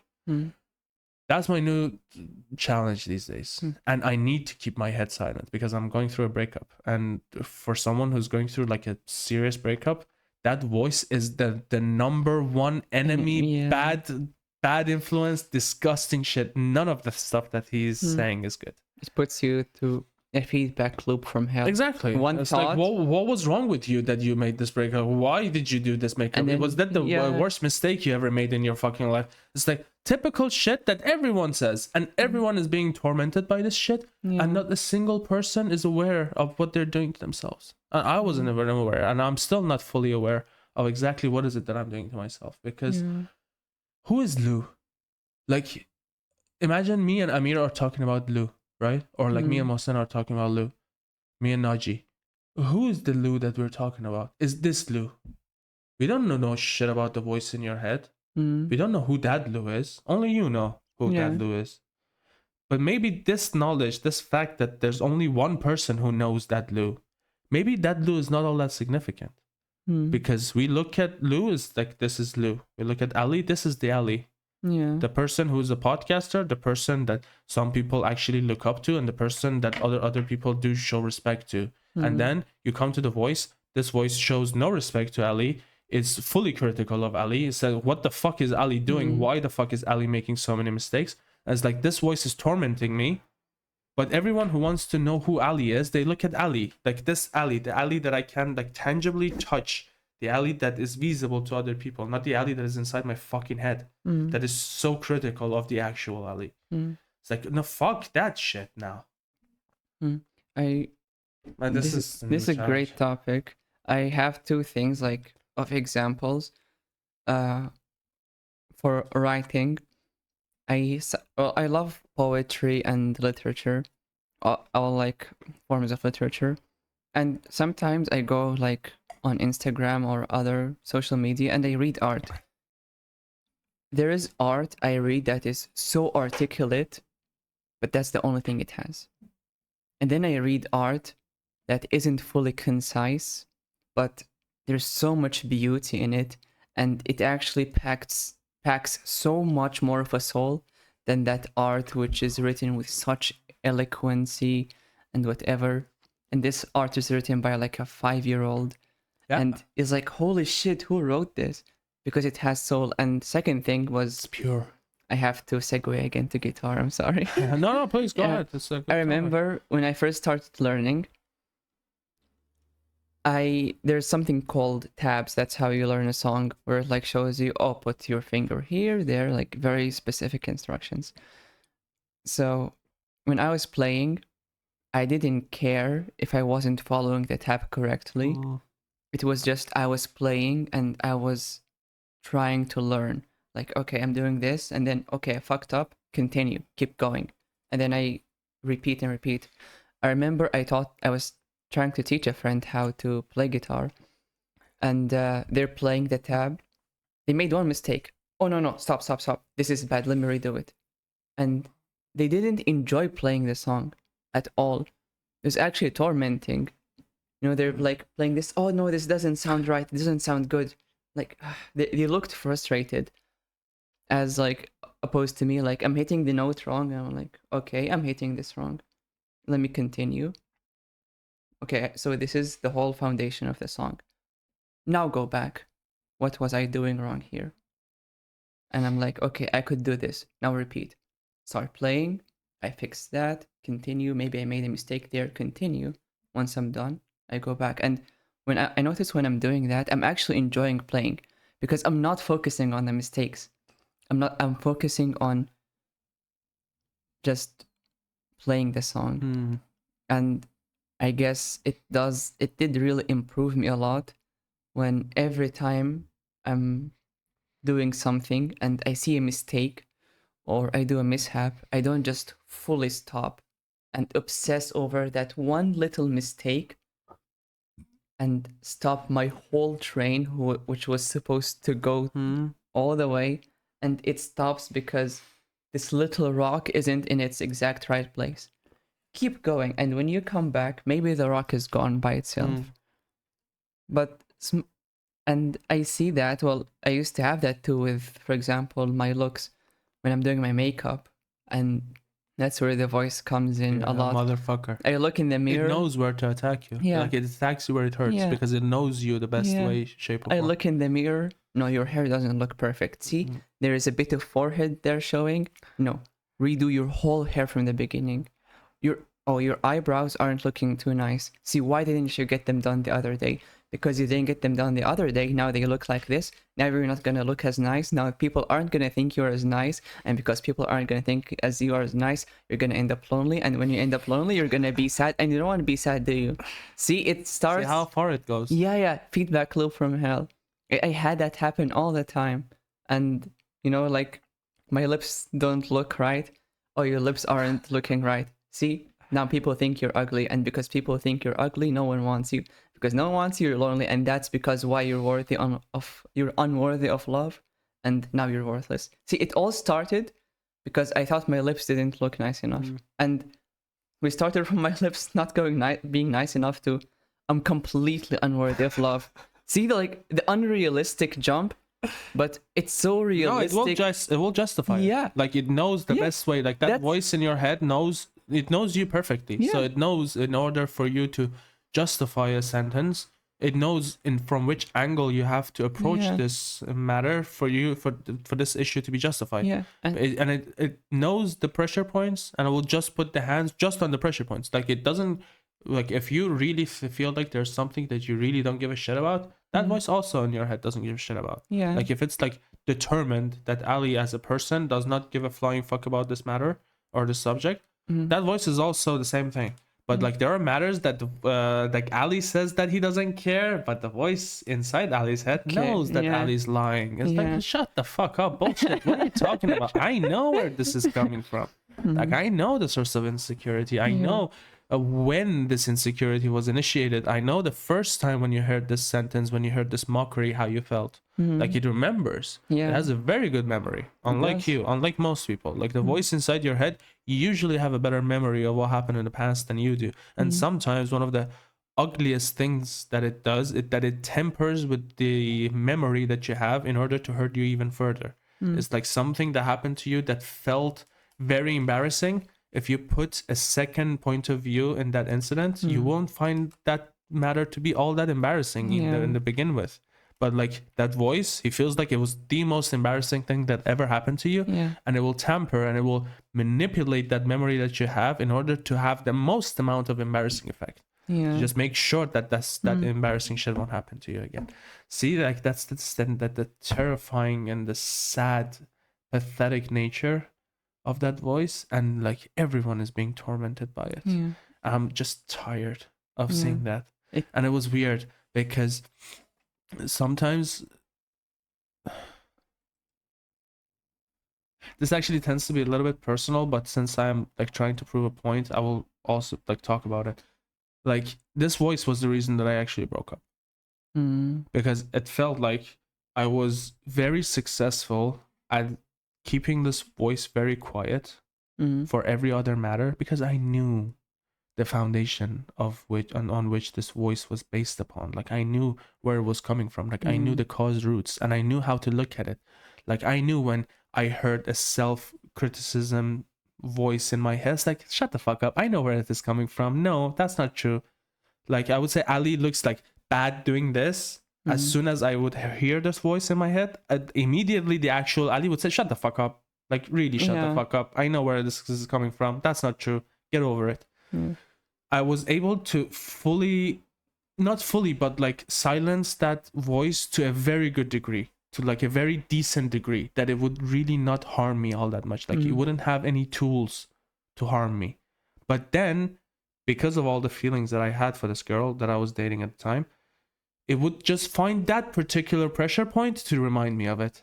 It's like, you're not with her, she's away, you miss her, you want to see her, you cannot go to her, like there are issues with her. It's like it would just find her as a topic, then would start building all the way. And it would remind me of my issues of like how weak my passport is, and it would remind me of how like weak my job is, and like it would remind me of like I cannot find too many jobs with the major that I have. It reminded me of all my inadequacies and my uncompleteness to be able to make this relationship work in a way that I want it to work. It's like, oh, shut the fuck up. Shut up. I don't want to hear this. I said, okay, done.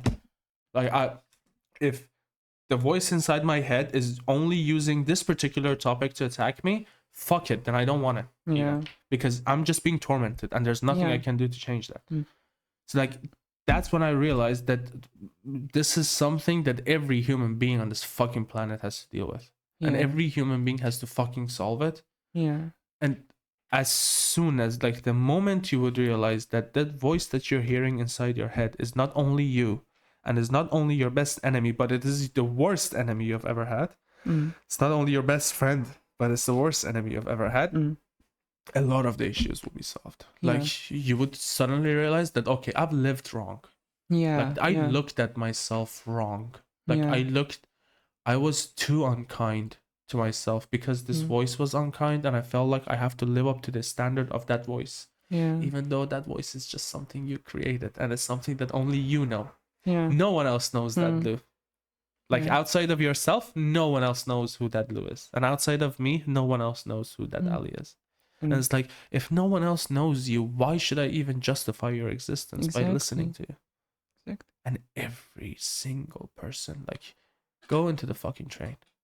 Like, as soon as you gain full consciousness, and there are techniques that you can follow, and it will help you to stay conscious on the particular moment. There are techniques that you can actually do. And I've noticed that, like, as soon as I would do these techniques, it's like I would start looking at people. It's like, fuck, I feel you. I see what you're going through now. I hear the voice that is coming out of your head. Like, I see how you're attacking yourself. And that would just break my heart. It's like, fuck, don't do that to yourself. I did that to myself. I did it, like, for the longest time. I was my own worst critic. And I used to justify it. I used to think that me being myself's critic, it makes me improve. It makes me be better. It makes me lose the extra weight that I had. But it's like, you still can improve and you still can lose weight, but it doesn't have to be out of hatred. It doesn't have to be out of the hatred that you have for the current self that you are in order to change it. You say, in this particular moment, I want to work out.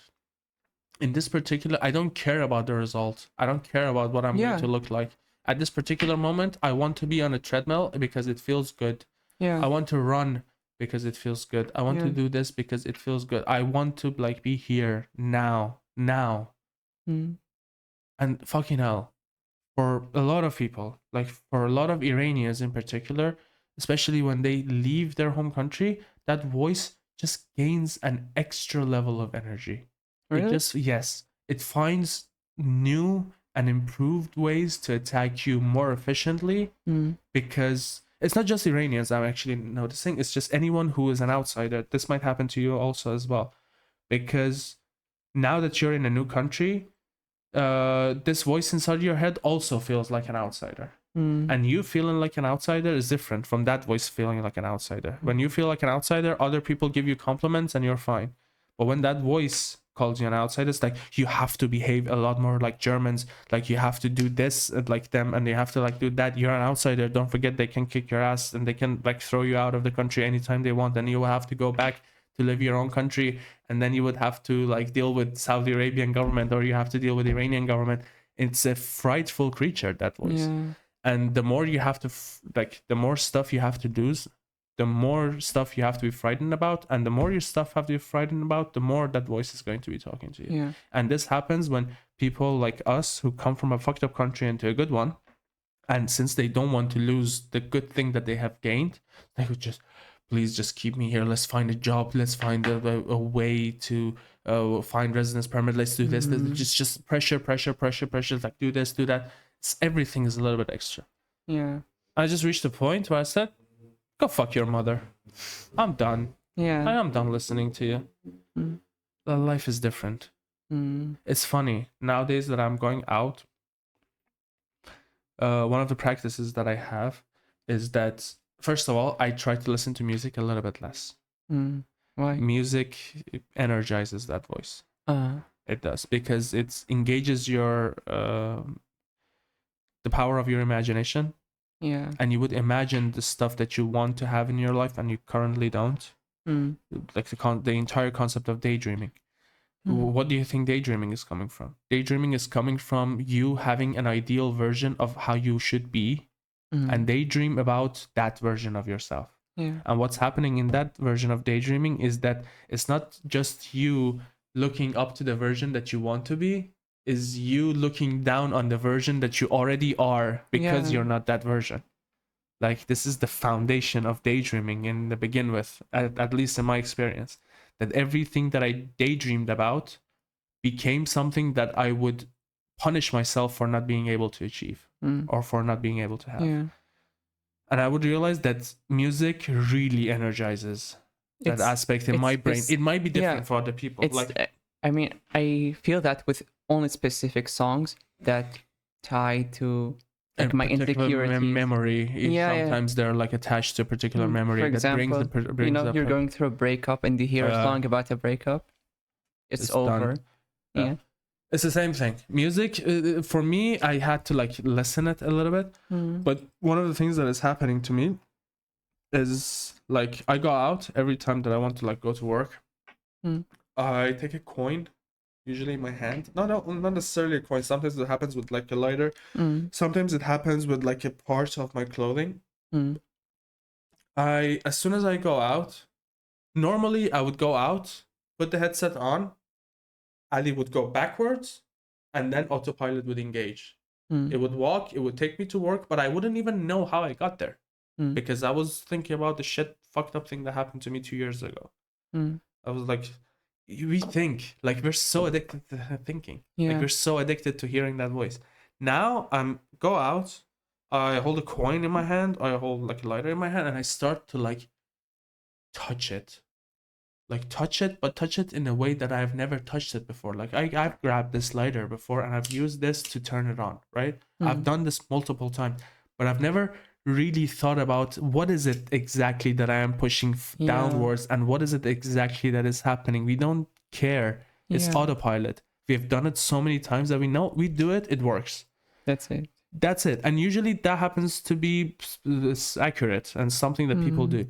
But this is a technique that I've grown to use that is like, it helps me like stay in the presence because I'm presently touching the lighter. It's like, okay, I could close my eyes and feel like, okay, there's like a little bit edge in this side and there's this smoothness to this area. And then I feel like this is like ceramic, and then I go up with metal, and then I put in my hand, it feels like stone. And I feel like just me doing this, it's like I'm fully aware of the t-shirt that is touching on, like, that is holding on my shoulder. And I feel like I smell the gasoline that is being burnt badly from a car that was just crossed. And I feel like, oh, the tree that looked like a tree that I crossed by every single fucking day, and I've never even noticed that was a cherry tree. Like, after such a long time, I crossed a single tree for like almost 9 months until I found out what tree that was. Like, until for the first time I actually looked at the tree that I was seeing every single fucking day of my life, multiple times per day, because it was right beside the hotel that I'm working in. You know, Instead, I came back, like I was on my way to work, and I crossed that tree, and it's like, fucking hell, you've been here all this time. I've never noticed you. Why? Because I was thinking about my dad's passing 2 years ago. Mm. Present. Yeah. It was a quote from Master Oogway. You watch Kung Fu Panda? Yeah. I fucking love it. I didn't watch the newest one. I haven't either. The ideal version of Kung Fu Panda ended after the third one. Like when the third one was out, like it was done for me. Like Yeah. I don't need to watch anymore. Can I ask you a question? Sure. Have you ever wanted to go somewhere, but you ended up somewhere completely else? Budapest. Like the fact that I'm here. I was supposed to not be like in that. Aberdeen. No, but like then over one email, my destiny was completely switched from going to Aberdeen into Budapest. Over one email. Weird. Very weird. I meant more like you're walking somewhere. Like let's say I want to walk to this grocery store. No, for me it happens all the time. Now you're in a pharmacy. Why? Did it ever happen that to you? Not in a pharmacy, but like somewhere else. Like example. Yes, I have this because I have this habit that when I'm walking, I somewhat walk a little bit aimlessly. So when I'm walking, so that's a pretty street. I want to see that. And then I go. And then I say, oh, that's a pretty alley. I want to go there. And then I would find myself 100% a degree difference between the place that I wanted to go and the place that I ended up. I have that because of that. Because, for me, I have it because of autopilot. For example, like I have two examples. One, I moved apartments, but it's like in the same compound. Sometimes when I'm coming back, you're going upstairs to the same old apartment, right? And I'm like, wait, how did I live in somewhere else? And another thing is, like, let's say I want to go to this store, and I know where it is. I've been there many times, and I'm walking, but then I forget to take a turn right, and I only noticed when I'm like 100 meters away because I wasn't paying attention. My attention was. That's not just you. That's almost every entirety of the human race. It's really sad because a lot of people think that, this voice, like just to touch on that, is what makes them improve. But it's the opposite. Yeah, it's actually keeping them stuck in like a cycle of torment. Once they let go, they actually now realize this is what I want, this is what I need. With that, like before that, they just felt if I'm this or if I'm not that, then I'm bad. But they never thought of what they want, what they need. They never felt like what they enjoy, first of all. They always felt like what is right or like what is, like sometimes, especially very popular in the Middle East, you're walking outside and let's say like you sneezed like in your hand or like somewhere like, oh shit, I should have sneezed in my elbow. Now everyone's gonna think I'm weird. Or like if you go outside with a... See how brutal and vicious it is. With a mismatched outfit. And like, oh no, everyone now think... I mean, I dress alternative, as you can see. And I get a lot of stares. But it doesn't bother me at all. And a lot of people aren't who they are because they feel like people... They have to be something else in order for them to be approved. So they would just blend... A lot of them just want to blend in. Like they say, if I'm going to be who I am, I'm going to stand out. I'm going to have a lot of stares. And when I have a lot of people staring at me, I'm going to be extra better. Like they're not. Yeah, let's say... it will find something else to attack you again. Yeah, and a lot of people now just say, I want to blend in. These people are doing that. Okay, that's the norm. Now I need to fit into the norm. When I cross the light, even though if it's 3 a.m., there's no cars, no, you need to press the light button. Or like the correct way to walk. You know what's funny? Especially etiquette. I hate it because it's overcomplicated. And people will be like, if my fork isn't on the right side, then I'm not a good person at all. Like, it's a fucking fork. But that's the thing. It finds something to attack you from, and like I said, it knows your insecurity a lot better than you do. So it really, if there's stuff about you that other people don't give a shit about, it doesn't give a shit about. It's like, oh man, I have that covered, right? So like, I will tell you, like, I've never felt insecure about the way I speak English because I was told so many times that the way I speak English is a lot better than a lot of natives, even, right? So that gave that voice in my head, the assurance that, okay, at the very least, the way you speak English is good enough that I would never have to worry about it, right? But do you know how many people this voice is preventing from speaking English because that voice is telling you that you're shit in speaking English? How many people? Myself in fucking German.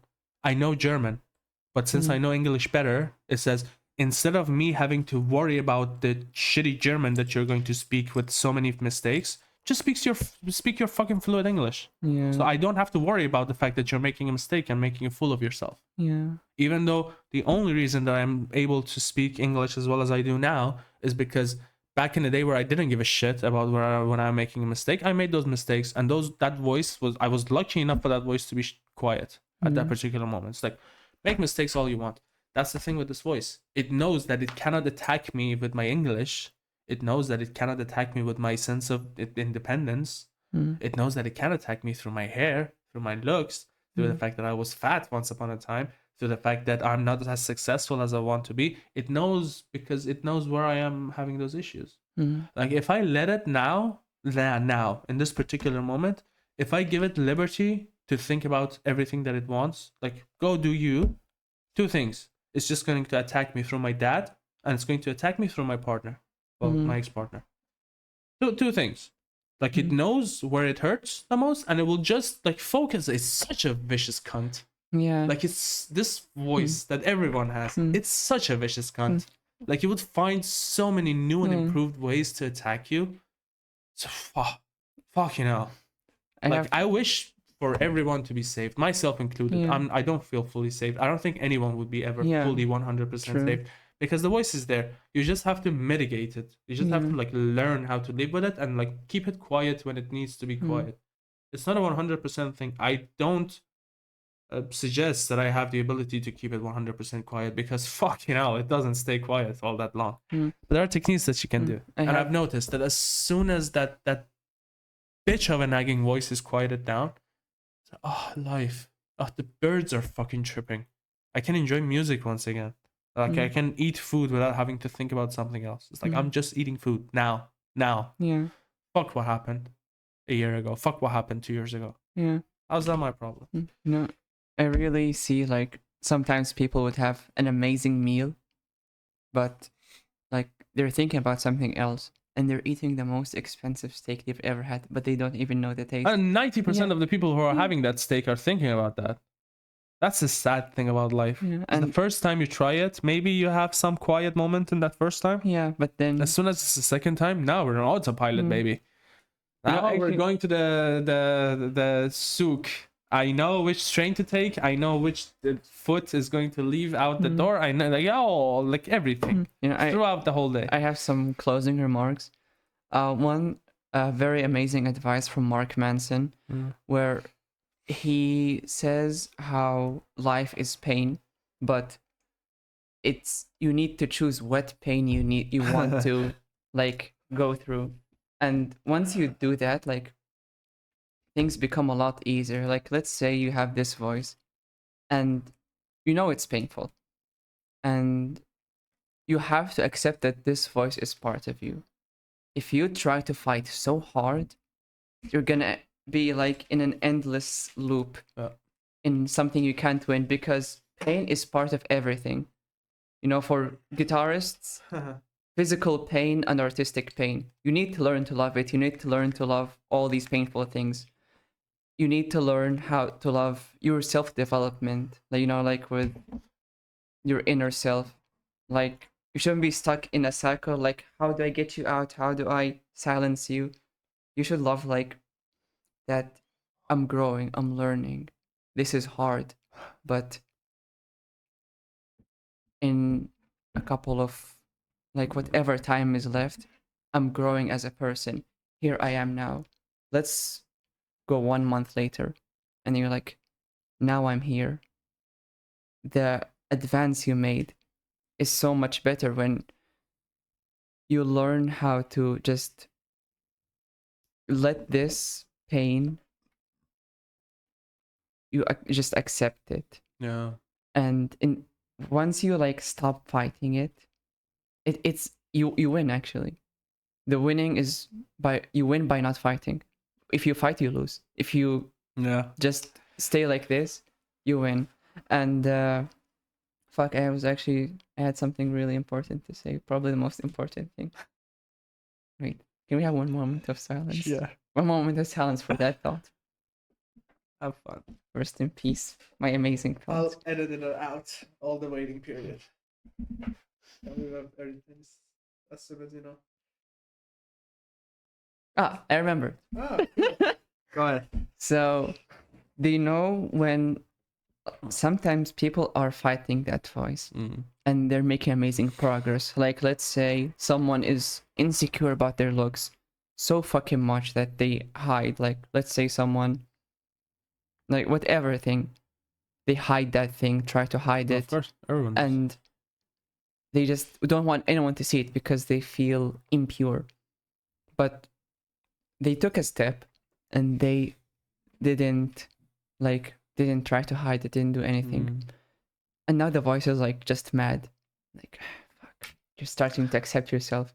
And guess the most, like, the biggest awful thing that could happen is when someone from outside validates that voice. Oh, yeah. You know, they will look at you. It's like, I told you, motherfucker. Yeah. It's the ultimate I told you so. Yeah, you know. It's the most ultimate form of I told you so is when you hear something from someone else that your voice in your head already told you. It's like immediately, I fucking told you so, you motherfucker. Yeah, and now, you know, like that person, when like they thought they were pretty, and they actually enjoyed their time, like, oh, this is so nice.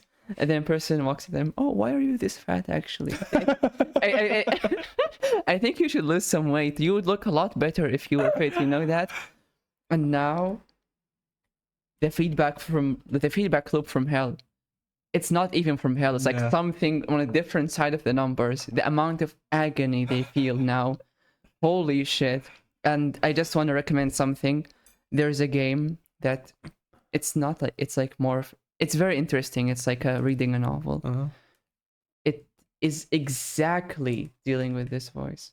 You know, the character himself. No, a lot of people have noticed this voice. Yeah. Like, if you go throughout human history, you will see literature. Yeah, this game puts you in the shoes of someone who's being really tormented by that voice. And I like how the game, every character has a voice except you. And guess what? The only thing voiced is your head. Yeah. And it's really amazing because you get to put yourself in sort of a simulation where once you harness it to your benefit, how much it could change you. For example, I'm not gonna spoiler it, but the character starts from, like, the typical thing starts from rock bottom, and how you choose to handle the voice ends up with, like, you know, you are a good person, you're now finally at peace with yourself. Most important thing, finally at peace, more connected with yourself, you're a whole changed person. I would recommend this game. It's called Disco Elysium. Play the director's cut. I'd highly recommend it. It's not too much, like, if you want to focus on the main story, about 10 hours. Take an hour. Okay, if you're recommending, then I would. If you happen to be someone who's suffering, it also, like, deals with a lot of literature and politics. Like, you can be a full-on blown fascist. I hope they sponsor you with this podcast. Why? That would be lovely. Sponsor? Oh, actually, I think the company is shutting down. Jesus, don't sponsor me. A little bit too late. Yeah, but if someone else is trying to, you know, stop the torment that voice brings, my recommendation to you would be first to read The Fall by Albert Camus. Then secondly, read The Notes from the Underground from Dostoevsky, in order to, like, somewhat fully understand what that voice is capable of doing, because you would sense that the power of that voice there. And after that, watch the movie Revolver by Guy Ritchie, and then ultimately, finally, read The Power of Now by Eckhart Tolle. He's actually German. He's like German from our side as well. I think he's from the North Rhine-Westphalia part. I think the last time I checked. A lot of amazing, like, influential people. Beethoven, are you kidding? I mean, like, a lot of Chancellor Adenauer. Friedrich Merz also. Yeah, Merz. AfD leader. Sorry, continue. Alice Vaital. Is she really? Yeah, from NRV. Which city, do you know? I don't know. It's like a shithole. Yeah, I'm sure it probably is Duisburg or like the Dortmund. Gelsenkirchen. So yeah, Paul, Albert Camus, Notes from the Underground, Dostoevsky, Guy Ritchie's Revolver, and lastly Eckhart Tolle's Power of Now. And if you don't happen to read Albert Camus and Dostoevsky's book, it's okay. Just watch Guy Ritchie's Revolver, and then right after you watch it, start reading Eckhart Tolle. And I would recommend his audiobook because he reads it on his own and he has like such a soothing voice. I love the man. Nice. Yeah, it's like so relaxing. Anyway, I'll take note of that. Yeah, you should. I wanted to say something. One final thing. I forgot. See what happens. No. Wait. It's like on the tip of my tongue. It wants to come out. Stop. No, let me stare into the right. No, like actually, wait. You know, like when you're in the exam and you look up. Yeah, you like, feel free to look up. Okay, yeah, but don't take too long because we crossed the 2-hour threshold already. Something. Oh yeah, I remember. Stop smoking. There was like an artist who said something that isn't just specific to art. She was speaking about why artists are so self-critical, and when they present the piece, like, okay, this is my work, they erase a lot of it and change it. And it's not because they want it to be good, want it to be better. They are trying to not show themselves. Because they think it's not that. They think it's bad. Like they see the art and they see there's traces of them. Like their soul is into this art. A little bit too much. And they don't like themselves to begin with. And when they see themselves in the art, now it's not good. And a lot of people, like the way this applies into life is the way people live. You know, someone wants to dress a certain way. This is them, but they don't like them. So they're going to do this. No. Guess what? I actually wrote a feature film and I realized that one of the characters is remarkably similar to me and I just crossed them off. I don't want this person to be there. I don't want myself to be there at all. It's like, okay, this person doesn't belong there. I just substitute it with someone else. That was not me. Anyway, ladies and gentlemen, this was fun. Whoever's listening, viewing, I don't know. I still don't have any more than like 200 followers, but your video got 25k views. Yeah, one of on the IG. videos, some videos. That's the thing with me. I actually don't give a flying fuck. I'm doing this for me. It would be nice to be able to make money from it, so I would stop doing my 9-to-5 job, but that's okay. I'm getting a cut for every episode I'm on. You should. Anyway, have a nice evening, day, afternoon, whatever the fuck. Bye. Ciao. Goodbye.